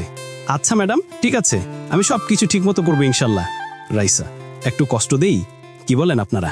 মনে মনে, এই যে শুনেন, ওই দিন কিন্তু আমার হবু শ্বশুর বাড়ি থেকে অনেক মানুষ আসবে, তাদের আবার অসম্মান করিয়েন না। জানি তুমি এই কথা শুনে অনেকটা কষ্ট পাইছো। রাইসার কথাটা শুনে না চাইতেই চোখের কোণে লোনা পানি এসে হাজির। যে কোনো সময় বেরিয়ে আসবে মনে হচ্ছে, তাই? আচ্ছা ম্যাডাম, ঠিক আছে, মনটা ছোট করে বললাম। তারপর সেখান থেকে চলে আসলাম। রাতে শুয়ে শুয়ে ভাবতে লাগলাম কি হবে আমার সাথে। তখনই আমার রুমে কেউ আসে, কিন্তু সে আর কেউ না, সে হলো আমি। রুমে শুয়ে থেকে ভাবতেছি আমার সাথে কি ঘটনা ঘটবে কে জানে। রাইসা যে বলল তার হবু শ্বশুরবাড়ি থেকে মানুষ আসবে, তাহলে রাইসা কি আমাকে ভুলে যাবে? আমি যে ওকে ছাড়া বাঁচতে পারবো না সেইটা ও কেন বোঝে না? আমি তো ওর চাওয়া পাওয়ার কোনো কিছুতেই বাধা হয়ে দাঁড়াইনি, তাহলে আমার দোষ কোথায়? এইসব ভাবতেছি আর চোখের কোণে জমা থাকা লোনা জল মুছতেছি। তখনই বাইরে থেকে কেউ একজন আমার রুমে ঢুকলো। আমি তাকে দেখে তো অবাক, কেননা রাইসা এর আগে কখনো আমার রুমে আসেনি। আজকে আবার কি মনে করে আসলো? রাইসা, কি ব্যাপার চাচা, আমাকে দেখে অবাক হলেন যে? আমি আসতে পারি না নাকি? একটু মুখটা ছোট করে বলল। না ম্যাডাম, সেটা না, আসলে আপনি এর আগে তো কখনো আমার রুমে আসেন নাই, আজকে হঠাৎ আসলেন তাই একটু অবাক হয়েছি। আর আপনার বাড়িতে আপনি যেখানে খুশি যেতে পারে, কোনো সমস্যা নেই। ওহো, তাই? তা চাচা, আপনার পরিবারে কে কে আছে? আর আপনার সন্তান কয়জন? দেখি এবার কি বলে ভাইসা। মনে মনে আমি তো রাইসার কথা শুনে পুরাই অবাক, কেননা এমন প্রশ্ন কেন করলো, আর আমি এখন কি বলবো সন্তানের কথা। ম্যাডাম, আমার বাবা মা আর একটা বোন আছে, আর কি বলবো দুঃখের কথা, আমার কোনো সন্তান নেই। মনটা ছোট করে বললাম। রাইসা, দেখছেন, তাও সত্যটা বলে না। আরে চাচা, আপনি যেভাবে বুড়া সেজেছেন তাতে কেউ বুঝবেই না, আর সন্তান কথাগুলো মনে মনে বলল। আচ্ছা চাচা, আপনাকে দেখে মনে হচ্ছে বয়স ভালোই হয়েছে, তাহলে সন্তান নেই কেন? এখন কি বলবা চান্দু? রাইসা মনে মনে, আমি এখন কি বলবো, এই মাইয়া তো আমাকে ছাড়বে না দেখতাছি। আসলে আমি বিয়ে করেছি, কিন্তু ভাগ্যক্রমে আমার কাবিনটাই শুধু হয়েছিল, কালেমাটা হয় নাই। আর আমার বউ আসে না তার বাবার বাড়ি থেকে। তাই নাকি? খুব কষ্টের কথা এটা। তা আপনি চাচিকে আনতে চান রে কেন? সেই যে আমার জীবনে আসতে চায় না, তাহলে নিয়ে আসবো কেমনে? সে যে এখন অন্যের জন্য স্বপ্ন দেখে, চোখের পানি মুছে। ঈশ্বরে, আমার পাগলটা না জেনেই শুধু কষ্ট পাচ্ছে। জানো, আর বেশি কষ্ট পেতে হবে না মনে মনে। আচ্ছা চাচা, আমি এখন আসি, আর দোয়া করি চাচি যেন আপনার জীবনে ফিরে আসে। বলেই চলে গেল। ঈশ্বরে, কি বাঁচাটাই না বাঁচলাম, আর একটু থাকলেই ধরা খেয়ে যেতাম। বলতে বলতে কখন যে ঘুমিয়ে পড়েছি সেই কথা খেয়ালই নেই। সকালে ঘুম থেকে উঠে প্রতিদিনের মতো বাগানে পানি দিচ্ছি, তখন বৃষ্টি আসে। বৃষ্টি। রাসেল, তুমি কি অনুষ্ঠানের কথা জানো নাকি? হ্যাঁ জানি, রাইসা বলেছে। আর আরও বলেছে সেই অনুষ্ঠানে নাকি তার হবু শ্বশুর বাড়ির লোকজন আসবে। আমি কি সত্যি রাইসাকে আমার জীবন থেকে হারিয়ে ফেলবো? বৃষ্টি, এখনো কিন্তু অনেক সময় আছে, চলে যাও, কষ্ট পেতে না চাইলে, কারণ ওই দিন যে কষ্ট ছাড়া কিছুই পাবে না। আর তোমার কষ্টগুলা আমারও কেমন সহ্য হয় না। না, আমি মাঝপথে হাল ছেড়ে যাব না। ওর কষ্ট সহ্য করতে যদি আমার মরণও হয়, তবু আমি হাসি মুখে মরণকেই বরণ করে নিব। চোখের পানি মুছে। বৃষ্টি, সত্যি তুই একটা মানুষই, যেই কিনা একটা মেয়েকে এত ভালোবাসে যে তোকে ভালোই বাসে না, শুধু কষ্টই দিয়ে গেল। দোয়া করি আল্লাহ যেন তোর মনে আশা পূরণ করে। বলেই ভিতরে চলে গেল। ম্যাডাম, আমাকে আজকে একটু ছুটি দিবেন, একটু এক জায়গায় যাইতাম, একটু কাজ ছিল। রাইসা, আপনার তো এখানে কিছু নাই, তাহলে আপনি কোথায় যাবেন শুনি? এই রে, এখন আমি কি বলি? এই মাইয়া এরকম কথা বলে ঠিকই ফেলে কেন বুঝতে পারি না মনে মনে। আসলে ম্যাডাম, এইখানে আমার এক আত্মীয় থাকে, তার সাথে একটু দেখা করতে যাইতে হবে, দয়া করে যদি অনুমতি দিতেন। রাইসা, আচ্ছা ঠিক আছে, তবে হ্যাঁ, সন্ধ্যা হওয়ার আগেই ফিরে আসবেন, সেটা যেন মনে থাকে, বলে দিলাম। আচ্ছা, আপনার বলা কথা আমার মনে থাকবে, এইটা আর ভুলতে পারি নাকি। তারপর আমি চলে আসলাম। রাস্তায় এসে বৃদ্ধ থেকে আবার আগের রূপে চলে আসলাম। ভাবতেই কেমন লাগে, রাইসা আমাকে না চিনে চাচা বলে, আর সন্তান কয়টা সেটাও জিজ্ঞেস করে। আমি আস্তে আস্তে হেঁটে আপুদের বাসার দিকে চলে আসলাম, কিন্তু কিছু পথ আসতেই দেখতে পাই আপুকে কারা যেন হেনস্থা করতেছে। আসলে আপু হেঁটে হেঁটে কোথাও গেছিল, গাড়ি বা বডিগার্ড ছাড়াই। আমি আর এক মুহূর্ত দেরি না করে অতি দ্রুত গতিতে আপুর কাছে চলে আসলাম। আমাকে দেখেই আপু যেন প্রাণ ফিরে পেল। আপু, এরা কারা, আর তোমার সাথে এরকম করতেছে কেন? আপু, আসলে আমি এদের একটা কাজ করতে মানা করাই এরা আমাকে মারতে চায়, কাঁদো গলায় বলল। কি, এই তোদের এত বড় সাহস, আমার বোনকে মারতে চাস? তোদের কলিজা তো দেখতে হয় কত বড়। বকাটি, হা হা হা, আমাদের কলিজা দেখার আগেই তোর কলিজা বের করে ভেজে খেয়ে ফেলমু। এই মার শালারে, বাকিদের উদ্দেশ্য করে বলল। আমিও দেরি না করে এক একজনকে এক এক স্টাইলে মেরে পেঁয়াজ মরিচ ছাড়াই আলু ভর্তা বানিয়ে ফেললাম। এই তোরা আপুর কাছে ক্ষমা চা, আর বল জাম্মা আমাদের ক্ষমা করে দিন, জীবনের বাকি সময়ে আপনার সামনে আসবো না। বকাটেগুলো সেটাই করলো, আর আমি আবার আপুর কাছে চলে আসলাম। আপু, কি দরকার ছিল মারামারি করার? তোর যদি কিছু হয়ে যেত তাহলে কি হতো? রাগা গলায় বলল। আপু, আমি যদি ওদের না মারতাম তাহলে কি আর তোমাকে এইভাবে ছেড়ে দিত বলো? আর আমি বেঁচে থাকতে আমার আপুর কিছু হবে সেটা কখনোই সম্ভব না। আপু, সত্যি ভাই, মাঝে মনে হয় তুই মানুষ না ফেরেস্তা, আমাদের বিপদে ঠিক সময়ে এসে উদ্ধার করিস। আপু, আমি ফেরেস্তা হতে যাব কেন? আমি আল্লাহ এই পাপাচার দুনিয়ায় পাপী বান্দা মাত্র। হইছে হইছে, এখন বাসায় চল, তোর সাথে কথা বলে আমি পেরে উঠব না। তারপর আমি আর আপু বাসায় চলে আসলাম। আম্মু, কি বাবা, কেমন আছিস? আর এতদিন পরে মায়ের কথা মনে পড়লো, তাই না?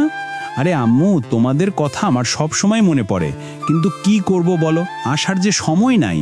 তোমাদের বৌমাকে আপন করে পেতে এইটুকু কষ্ট তো করতেই হবে। তখনই পিছন থেকে আব্বু বলে উঠে, আব্বু, আমি বললাম রাইসার সাথে কথা বলে সব ঠিক করে দেই, কিন্তু তুই তো আমার কথা শুনলি না। বাবা, সেটা করলে করে যেত, কিন্তু এতে প্রমাণ হতো না আমি ঠিক রাইসাকে কতটা ভালোবাসি। আব্বু, তোর সাথে কথাই পারবো না। একটা না একটা বলে ঠিকই আমাদের ঠেকিয়ে দিবি। আর শোন, আমার সকল সম্পত্তি তোর আর ঐশীর নামে লিখে দিছি। এটা আমি একা না, তোর মা ঐশী শরীফ মিলেই ঠিক করেছে। বাবার কথা শুনে আমার একটু রাগ হলো, কেননা তারা আমাকে তাদের কষ্টে গড়ে তোলা সম্পত্তি কেন লিখে দিবে? বাবা, এটা কি করেছ? এই সম্পত্তি শুধু আপুর, আমাকে কেন দিছ? আপু, এই বিচি, তুই এত কথা বলস কেন? আমাদের কি কম আছে যে তোকে দেওয়ার কারণে আমাদের সম্পত্তি কমে যাবে? বুঝতে পারলাম এদের সাথে কথা বলে আর কিছু হবে না, কারণ এরা যা করেছে সেটা আর উল্টাবে না। তারপর অনেক কথা হলো আমাদের মাঝে। আমি সবার থেকে বিদায় নিয়ে বাসায় চলে আসলাম। আসার সময় বাবা একটা কার্ড হাতে ধরিয়ে দিছে। বুঝি না কার্ড দিয়ে কি করে। দরজা দিয়ে যেই না ভিতরে প্রবেশ করেছি, তখনই বৃষ্টি বলে ওঠে। বৃষ্টি, কি ব্যাপার চাচা, এখনই চলে আসলেন যে? রাইসা তখন আমাদের দিকে তাকালো। দেখতে পারলাম রাইসার মুখেও হাসির রেখা ফুটে উঠল। জানি না এই খুশির রহস্যটা কি। আসলে ম্যাডাম, আপনাদের না দেখে থাকতেই পারছিলাম না, শুধু ছটফট করতেছিলাম। তাই তাড়াতাড়ি চলে আসলাম আপনাদের দেখতে। এখন অনেক খুশি লাগতেছে, মনে হচ্ছে প্রাণ ফিরে পেলাম। বৃষ্টি, আমাদের জন্য নাকি আপনার রাইসা ম্যাডামের জন্য? কোনটা? আমার কানে কানে বলেই হেসে উঠল। কি যে বলেন না ম্যাডাম, আপনারা সবাই আমার কাছে সমান। রাইসা, তার একটু সময় থেকে আসলেই পারতেন। অনেক দিন হলো কোথাও যান না। না ম্যাডাম, সেই সকালে গেছি, অনেক সময় থেকেছি, আর ভাল লাগলো না। আমি শুধু ছিলাম যে তার প্রেমেরই পূজারি। তার ভালোবাসা করলো আমায় পথেরই ভিখারি। তারে কত ভালোবাসি, জানে না রে জগৎবাসী, জানে অন্তর জানি। যখন তোমার কেউ ছিল না তখন ছিলাম আমি, এখন তোমার সব হয়েছে, পর হয়েছি আমি। যখন তোমার কেউ ছিল না তখন ছিলাম আমি, এখন তোমার সব হয়েছে, পর হয়েছি আমি। আমার রাজপ্রাসাদের ওমরা ঘরে থাকতো রাজকুমারী, চতুর্দিকে পাহারা দিত হাজারো প্রহরী। মনের সিংহাসনে বসে করত রাজ্য শাসন, মুগ্ধ হতাম শুনে তারই মিষ্টি মুখের ভাষণ। মনের রানী ছিল সে যে, আমি ছিলাম প্রজা, মনটা যে তার পাষাণপুরি যায়নি তখন বুঝা। আমার রাজ্য শূন্য করে চলে গেছে বহু দূরে, পেয়ে মানুষ দামি। যখন তোমার কেউ ছিল না তখন ছিলাম আমি, এখন তোমার সব হয়েছে, পর হয়েছি আমি। যখন তোমার কেউ ছিল না তখন ছিলাম আমি, এখন তোমার সব হয়েছে, পর হয়েছি আমি। হায়রে, এতটুকু সুখের অভাব প্রাসাদে ছিল না, তবুও সে আমার সাথে করল যে ছলনা। একদিন আমি মনের ভুলে গিয়েছিলাম দূরে, এসে দেখি প্রাসাদ আমার সাই হয়েছে পুড়ে। জানি না সে কংসের রাজার হয়েছে রাজকুমারী, বড় বেশি সুখে সে নাই, এতটুকুই জানি। ভুলে মানুষ ভালোবেসে জীবন আমার হলো শেষে ধুধু মরুভূমি। যখন তোমার কেউ ছিল না তখন ছিলাম আমি, এখন তোমার সব হয়েছে, পর হয়েছি আমি। যখন তোমার কেউ ছিল না তখন ছিলাম আমি, এখন তোমার সব হয়েছে, পর হয়েছি আমি। মনের রাজ্যে ছিল এক এমন রাজকুমারী, তারে ভালোবেসে দিয়েছিলাম যা ছিল আমারই। আমার বুকে মাথা রেখে বলতো মনের কথা, ভাগ করিয়া নিতাম দুজন দুঃখ কষ্ট ব্যথা। আমি শুধু ছিলাম যে তার প্রেমেরই পূজারি, তার ভালোবাসা করলো আমায় পথেরই ভিখারি।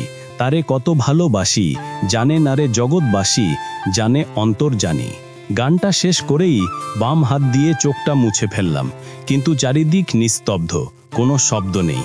ভাবলাম যেই গান গাইছি কেই বা আবার ভালো বলবে, কিন্তু আমার এই ধারণা ভুল প্রমাণিত হলো, কেননা সবাই একে একে করতালিতে ভরিয়ে দিতে লাগলো। তখন খুবই ভালো লাগছে এখন এটা ভেবে যে গান শুনে সবাই অনেক খুশি হয়েছে। তখনই পাশ থেকে একজন বলে উঠল, রাইসা মামুনি, তোমার বাড়ির কাজের মানুষটা তো খুবই ভালো গান গাইতে পারে। তার কণ্ঠে আমি মুগ্ধ, আমি খুশি হয়ে কিছু পুরস্কার দিতে চাই, যদি তুমি রাজি থাকো।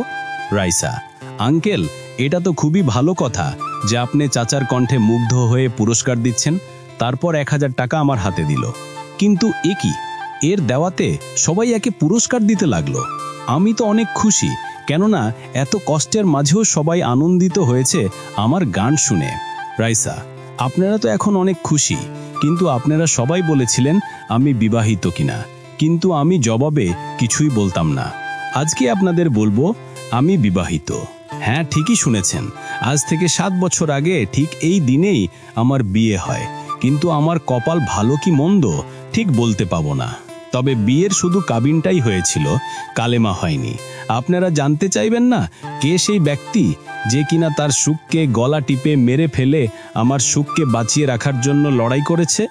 সবাই হ্যাঁ হ্যাঁ, আমরা জানতে চাই এমন মহৎ মানুষটা কে যে সারা জীবন অন্যের সুখের জন্য লড়েছে। রাইসা, এই সেই মানুষটা যে আমার পুরো পৃথিবী আমাকে দেখিয়ে বলল। এইটা শুনে আমি অজান্তেই কেঁদে দিলাম যে আমাকে আড়াল থেকে এত ভালোবেসেছে, অথচ আমি বুঝতেই পারিনি। সবাই, এই বুড়া বেড়া আপনার স্বামী কি করে হয় বুঝতে পারছি না, তারপরেও স্বামী বাড়ির কাজের লোক। আসলেই আজকের মেয়েদের রুচি হারিয়ে গেছে। রাইসা, আপনারা এখনো আসল কথা জানেন না, তাই আগে শুনে পরে ভাবেন। এই যে বুড়া মানুষটাকে দেখতেছেন, সে আসলে বুড়া না, সে আমার কাছে কাছে থাকার জন্য ছদ্মবেশী হয়ে আমার বন্ধুর মাধ্যমে আমার বাড়িতে কাজের লোক হিসেবে থেকেছে। কোনোদিন বুঝতে পারতাম না যদি ওর আর বৃষ্টির বালা কথা না শুনতাম। ওহ, তার মানে আমি আর বৃষ্টির যেই কথাগুলো বলেছিলাম সেই সব রাইসা শুনেছিল। তাই তো বলি, রাইসা আমার রুমে কোনোদিন আসে না, ওই দিন কেন আসলো? এইবার আসল কাহিনী বুঝতে পারলাম।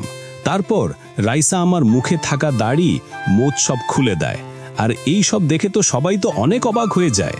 জানেন রাসেল কি জন্য আমার বাড়ি কাজের লোক হয়ে আছে? জানেন না তো? তাহলে শোনেন। আমি ওকে প্রথম দিন বলেছিলাম আমি যদি এখন বিয়ে করি তাহলে আমার পুরীর ক্ষতি হবে, তার জন্য কাবিন করে রাখে, যার জন্য সবার অনেক কথার সম্মুখীন হতে হয়েছিল। আমি ওর থেকে আরও চেয়েছিলাম যেন সে আমাকে ডাক্তার বানায়, সেও রাজি হয়ে যায়। আমিও ঠিকমতো পড়াশোনা করতে থাকি, কিন্তু রাসেল যখন বেলি কেয়ার করতে থাকে তখন আমি ভেবে দেখি রাসেলের মায়ে যদি আমি স্বপ্ন পূরণের আগে জড়িয়ে পড়ি তাহলে আমার স্বপ্ন আর তারও কষ্ট দুটাই বিফলে যাবে। তাই আমি ওকে ইগনোর করতে শুরু করি। তার থেকে কষ্ট আমার বেশি হতো, কিন্তু ওকে বুঝতে দিতাম না, নীরবে শুধু কেঁদেছি। যখন ডাক্তার হয়ে যায় তখনও মেনে নেইনি। কেন জানেন? কারণ আমি চাইতাম আমার স্বামীর জন্য কিছু করতে, যেন এই কষ্ট তাকে আর না করতে হয়। তাই তো আমার স্বামীর নামে একটা কোম্পানি কিনেছি, যেটা আমাদের ভালোবাসা দিয়ে বড় করব। তার চোখে আমি অনেক কষ্ট দেখেছি, কিন্তু আফসোস স্বপ্ন পূরণ করার জন্য সেই কষ্টের ভাগিদার হতে পারিনি। আমাদের ভালোবাসা হয়তো সত্য ছিল, তার জন্যই আজও সে আমাকে ভুল বোঝেনি। সে চাইলে অন্য মেয়ের সাথে সম্পর্কে লিপ্ত হতে পারত, কিন্তু হয়নি। আমি একদিন রাসেলকে না বলেই গ্রামে যাই, আর বাড়ি গিয়ে জানতে পারি আপু অসুস্থ, তাই ও ঢাকায় আসবে। আমিও সবার সাথে প্ল্যান করে একই বাসে উঠি, আর আমি অপরিচিত হয়ে তাকে পরীক্ষা করেছি যে সে অন্য কাউকে ভালোবাসে নাকি। কিন্তু সে আমার কথা আমার কাছেই বলেছিল। সে জানতো না আমিই ছিলাম বাসের সেই মেয়েটি। এমনকি তার সকল আত্মীয়রাও এই সব কিছু করব তার প্ল্যান জানতো। শুধু রাসেল একাই অজানা ছিল। অনেক কষ্ট তাকে আমি দিয়েছি, হতে পারে তার কষ্টের কাছে আমার কষ্ট তুচ্ছ। আজ আমি আপন ওকে করে নিতে চাই, আগলে রাখতে চাই আমার পবিত্র ভালোবাসা দিয়ে। কান্না করতে করতে বলল, আব্বু, মারে, তুই যেটা করেছিস সেটা হয়তো ভুল ছিল না, তুইও তো কম কষ্ট করিস নাই। জীবনে সুখী হওয়ার জন্য একটু কষ্ট করতেই হয়। আব্বু 2, হ্যাঁ রে মা, তোরা অনেক কষ্ট সহ্য করেছিস, তোদেরকে আমি আবার বিয়ে দিব, কারণ সেদিন তো আমি ছিলাম না তোদের বিয়েতে, বলেই 2 আব্বু হেসে ফেলল। এভাবে অনেক মানুষ অনেকভাবেই বলল। সবার একই কথা, আমাদের আবার বিয়ে দিবে। সবাই দাঁড়িয়ে থাকে। তখন আমি বলে উঠলাম, না, আমি ডাক্তার ম্যাডামকে বিয়ে করব না। সে কি আমাকে কম কষ্ট দিছে? এমনকি তাকে অন্য ছেলের সাথে ঘুরতে দেখেছি আমি। আমার কথা শুনে তো সবাই অবাক হয়ে গেল, আর রাইসা তো কেঁদেই ফেলল। রাইসা, তুমি এমন কথা কেন বলতেছো? আমি তোমাকে ছাড়া বাঁচবো না। আর সেই ছেলেটা তো বৃষ্টির হবু বর, তোমাকে রাগান্বিত করার জন্য করেছি। আপু সব জানতো। আমার হাত ধরে কেঁদে কেঁদে বলল। আমি এই কথা শুনে আপুর দিকে চোখ বড় করে তাকালাম, আর আপু দুলাভাইয়ের পিছনে লুকিয়ে গেল। আপনাকে আমি কি করে ভালোবাসবো বলেন? আপনি কি আমাকে ভালোবাসেন? এই কথাটা বলা মাত্রই সবার মুখে হাসির রেখা ফুটে উঠল। আর এদিকে রাইসা আমার সামনে হাঁটু গেড়ে বসে। কি করে তোমাকে ভালোবাসার কথা বলবো সেই ভাষা আমি জানি না, তবে এইভাবে বলতে পারি, আমাকে কি তোমার ওই মনে একটু জায়গা দিবে? করবে কি তোমার বাচ্চার আম্মু? দেবী কি তোমার একলা পথের সাথী হতে? দেবী কি জ্যোৎস্না রাতে তোমার কোলে মাথা রেখে চাঁদ দেখার অংশীদার? আই লাভ ইউ সোনা, আই লাভ ইউ টু কলিজা। তোমার জায়গা আমার বুকে, পায় না। আমি রাইসাকে তুলে জড়িয়ে নিলাম। রাইসা অনেক খুশি, আর সবাই অনেক খুশি। আর ঠিক তখনই কেউ একজন বলে ওঠে, সেটা শুনে তো সবাই আরও খুশি, কেন না? যখন আমি রাইসাকে বুকে জড়িয়ে নিয়ে কপালে একটা চুমু এঁকে দেই, ঠিক তখনই কেউ একজন পেছন থেকে বলে ওঠে, সেটা শুনে তো সবাই আরও খুশি, কেন না? কথাটা বলেছিল বৃষ্টি। তাহলে চলেন কথাটা শুনে আসি। বৃষ্টি। সবাই শুধু রাইসার বিয়ের কথাই চিন্তা করলো, আর আমার বিয়ের কথা একবারের জন্য ভাবলো না। রাইসা, আরে বৃষ্টি, তোরও তো বিয়ে হবে শাকিলের সাথে, তাহলে এমন বলছিস কেন? বৃষ্টি: না, আমি শাকিলকে বিয়ে করতে যাব কেন? এইটা শুনে সবাই অনেকটাই অবাক হয়, আর রাইসা তো বেশি অবাক হয়। রাইসা: শাকিল তোকে বিয়ে করতে রাজি, তাহলে তুই বিয়ে করবি না কেন? আর তুই কাউকে ভালোবাসিস নাকি? বৃষ্টি: আমি রাসেলকে ভালোবাসি, আমি ওকে বিয়ে করতে চাই। এইটা শুনে সবাই যেন স্তব্ধ হয়ে গেল। চারিদিকে নীরবতা, সবাই একটাই ভাবতাছে, এই মেয়ে পাগল হয়ে গেল নাকি? বৃষ্টির আব্বু: এই বৃষ্টি, তুই কি পাগল হয়ে গেছিস নাকি? কি বলছিস এইসব? বৃষ্টি: বাবা, আমি পাগল হয় নাই, আর রাসেলও আমাকে ভালোবাসে। বিয়ে করার লোভ দেখিয়ে আমাকে নষ্ট। বাবা: বৃষ্টি মা, আর বলতে হবে না। তুমি যার জন্য দায় পড়ে নাটক করতেছ, সেই মানুষটাকেই আমি নিয়ে এসেছি। সবাই অবাক, কেননা আব্বু শাকিনের কলার ধরে টানতে টানতে নিয়ে আসছে। তারপর সবটা খুলে বলল বৃষ্টি কেন এই সব করেছে। আমাকে ক্ষমা করে দিস রাইসা, তোর স্বামীর নামে আমি এত বড় কলঙ্ক লটালাম। রাইসা: না রে, ক্ষমা চাচ্ছিস কেন? তুই তো তোর ইজ্জত রক্ষা করার জন্যই এমনটা করতে বাধ্য হয়েছিস। আমি দৌড়ে গিয়ে শাকিলের কলার ধরে বললাম, এই শাকিল, তুই কেন এমন করেছিস? শাকিল: আসলে আমি রাইসাকে অনেক ভালোবাসি, তোমার হবে তা মানতে পারিনি, তাই বৃষ্টির ওই রকম ভিডিও করে ব্ল্যাকমেল করে এই সব করতে বাধ্য করি, আমাকে মাফ করে দাও। রাইসা এসে ঠাস ঠাস করে থাপ্পড় লাগিয়ে দেয় আর বলতে থাকে, রাইসা, তোকে আমি বিশ্বাস করে আমার বন্ধু ভাবতাম, আর তুই এই প্রতিদান দিলি। আমি তো তোকে কোনোদিন ভালোবাসার চোখে দেখিইনি। রাইসা: শাকিল, আমার ভুল হয়ে গেছে, আমাকে ক্ষমা করে দে। রাইসার পা জড়িয়ে ধরে। তারপর অনেক কথা হলো, সবাই শাকিলকে পুলিশে দিতে চাইলেও কিন্তু আমি মানা করলাম, কেননা ওর তার ভুল বুঝতে পেরেছে।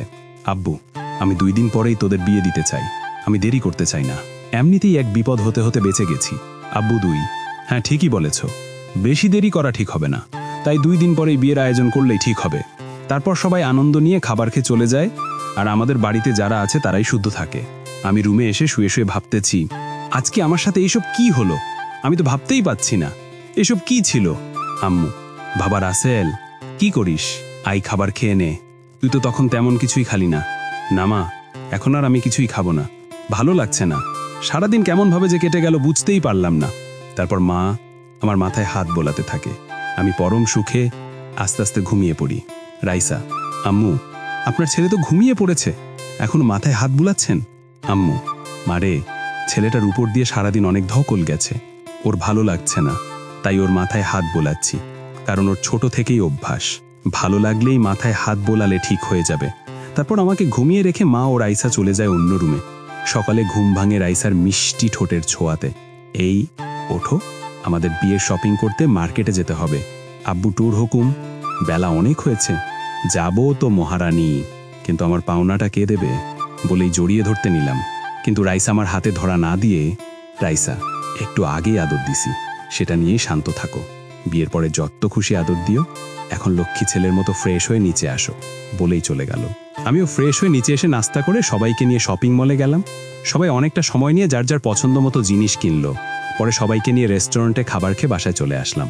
রাইসা: বাবু, কি করছো? আমার রুমে আসতে আসতে বলল। এই তো বাবুনি, দেখছই তো শুয়ে আছি, তাহলে জিজ্ঞেস করছো কেন? রাইসা: আমি বুঝি জিজ্ঞেস করতে পারি না? মুখটা মলিন করে বলল, আসো, আর ছোট বাচ্চাদের মতো অভিমান করতে হবে না, বলেই কাছে টেনে কোপালে একটা ভালোবাসার পরশ এঁকে দিলাম। রাইসামো বুকে অনেক সময় শুয়ে থাকে, কখন যে দুজনই ঘুমিয়ে গেছি সেই দিকে কোনো খেয়ালই নেই। হঠাৎ আমার ঘুমটা রাইসার আগেই ভেঙে যায়। এই রাইসা, ওঠো, অনেক ঘুমিয়েছ, এখন উঠে গোসল করে নাও, প্রায় বিকেল হয়ে গেছে। আর একটু ঘুমাই না, এমন করছো কেন? ঘুমের ঘোরে আমাকে আরও শক্ত করে জড়িয়ে ধরে বলল, না, আর ঘুমালে চলবে না, উঠে গোসল করো, পরে আবার শরীর খারত করবে। তারপর রাইসা উঠে আমাকে একটা চুমু দিয়ে চলে যায়। এইভাবে সময় চলে গিয়ে বিয়ের দিন চলে আসে। বাড়িতে অনেক মানুষের উপস্থিতি। আজ আমার খুব আনন্দ লাগতেছে যে রাইসাকে আজ আমি আপন করে পাবো। দেখতে দেখতে আমাদের ইসলামী শরীয়ত মতে বিয়ের কাজ শেষ হয়ে গেল। রাইসাকে একটা রুমে রাখা হয়েছে, সবাই তার সাথে কথা বলতেছে, কিন্তু আমার দিকে কারও কোনো দৃষ্টি নেই, তাই একা একা ছাদে বসে আছি। একটু পরে ছাদে কারো উপস্থিতি টের পেলাম। পিছনে তাকিয়ে দেখি বৃষ্টি। বৃষ্টি, রাইসা তোমার জন্য রুমে বসে আছে, আর তুমি এখানে কি করো? কিছু না, আসলে কিছুই ভালো লাগতেছে, সবাই তো রাইসাকে নিয়ে বিজি, তাই আমি এখানে মনটাকে চাঙ্গা করতে আসলাম। মনকে চাঙ্গা অনেক করেছো, এখন যাও, আমার বান্ধবীটা একা একা বসে আছে। আর হ্যাঁ, বিড়ালটা কিন্তু মারাই জানি, বলেই হেসে ফেলল। আমিও আর কিছু না বলে একটু লজ্জা নিয়ে রুমের সামনে এসে দাঁড়ালাম। পরে এক বস্তা সাহস নিয়ে ভিতরে প্রবেশ করলাম। কিন্তু এ কি, আমার বউ কোথায়? রুমের কোথাও নেই, এমনি ওয়াশরুমেও নেই। আমার তো চিন্তা হতে লাগলো, তাহলে রাইসা গেল কোথায়? কিন্তু আমার চিন্তা দূর করে একটু পরে রাইসা বাইরে থেকে এসেই আমার পায়ে হাত দিয়ে সালাম করে। ওঠো ওঠো, তোমার জায়গা আমার পায়ে না, আমার এই বুকে। কপালে একটা চুমু দিয়ে বুকে জড়িয়ে নিলাম। রাইসা, এই ছাড়ো, আগে চলো নামাজ পড়ে আল্লাহর কাছে আমাদের সংসার জীবনে সুখ চেয়ে নেই। তারপর দুইজনই অজু করে একসাথে নামাজ পড়ে নিলাম। তারপর রাইসাকে খাটে বসিয়ে দিয়ে আমি বিড়াল খুঁজতে লাগলাম একটা লাঠি নিয়ে। রাইসা, এই তুই পাগল টাগল হলে নাকি? এইভাবে পাগলের মতো কি খুঁজতেছো? না মানে বৃষ্টি আপু বলল আজকে নাকি বিড়ালটা মারতেই হবে, তাই বিড়াল খুঁজতেছি, কিন্তু ঘরের কোথাও বিড়াল তো নেই। আরে গাধা, এই বিড়াল সেই বিড়াল না, আসো আমি দেখিয়ে দিই। তারপর আমি খাটে গিয়ে বসি। রাইসা আমার ঠোঁট জোড়া তার দখলে নিয়ে নেয়। প্রায় 10 মিনিট পরে ছেড়ে দিল। এই, আমাকে তো মেরেই ফেলতে, আর একটু হলেই তো আমি শেষ। এইভাবেই কেউ বিড়াল মারে নাকি? কি সব বলো পাগল একটা, এইভাবে কেউ বললে আমার বুঝি শরম করে না? এই যে আমার লজ্জাবতী বুক, আর লজ্জা পেতে হবে না বলেই রাইসাকে কপালে চুমু দিলাম। এই শোন না, কি বলো? আমি তো তোমার কথা শোনার জন্যই অধীর আগ্রহে বসে আছি, বলো কি বলবে? রাইসা, আমার না তোমার মতো সুন্দর আর কিউট একটা গুলুমুলু একটা ছেলে বেবি চাই, একটু লাজুক হয়ে। ওরে বাবা, তাই নাকি? কিন্তু বেবি নিতে হলে তো অনেক পরিশ্রম করতে হবে। রাইসা, তাই কি? আমি বেবি নেওয়ার জন্য একটু কেন, যতটা কষ্ট করতে হয় ততটাই কষ্ট করব, তবু আমার বেবি চাই চাই। আচ্ছা তাহলে চলো বাংলাদেশ টি-20 শুরু করা যাক। তারপর শুরু হয়ে গেল হার না মানা এক খেলা। ভেসে চললাম দুইজন এক সুখের সাগরে, যার কোনো শেষ নেই। এইভাবে সুখের সাগরে ভাসতে ভাসতে রাতটা পেরিয়ে সকাল আসলো। সকালে আমার আগেই রাইসার ঘুম ভাঙে, আর রাতের কথা মনে করে মুচকি হেসে আমার কপালে একটা চুমু দিয়ে গোসল করতে যায়। এইদিকে আমার ঘুমটাও ভেঙে যায়। চোখ মেলে দেখি রাইসা আমার কাছে নেই। একটু পরে তার লম্বা চুলের পানি ঝাড়তে ঝাড়তে আমার সামনে আসলো। কি, মহারাজের ঘুম ভেঙেছে নাকি? আমি কিছু বলছি না, শুধু ওর দিকে তাকিয়ে আছে। অসম্ভব সুন্দর লাগতেছে রাইসাকে। আমি ওকে টান দিয়ে বুকের মাঝে জড়িয়ে নিলাম, 4 ঠোঁট এক করে দিলাম। প্রায় 5 মিনিট পরে ছেড়ে দিলাম। এই দুষ্টু ছাড়ো, রাতে এত আদর নিয়েও মন ভরে নেই, তাই না? তোমাকে যতই দেখি ততই মুগ্ধ হয়ে যাই। এত সুন্দর কি করে আমার বউটা, কারও যেন নজর না লাগে। এইভাবে চলতে থাকে ওদের দুষ্ট মিষ্টি ভালোবাসা। আপনারা সবাই ওদের জন্য দোয়া করেন, কেমন? যেন একটা বাংলাদেশ টিম গঠন করতে পারে।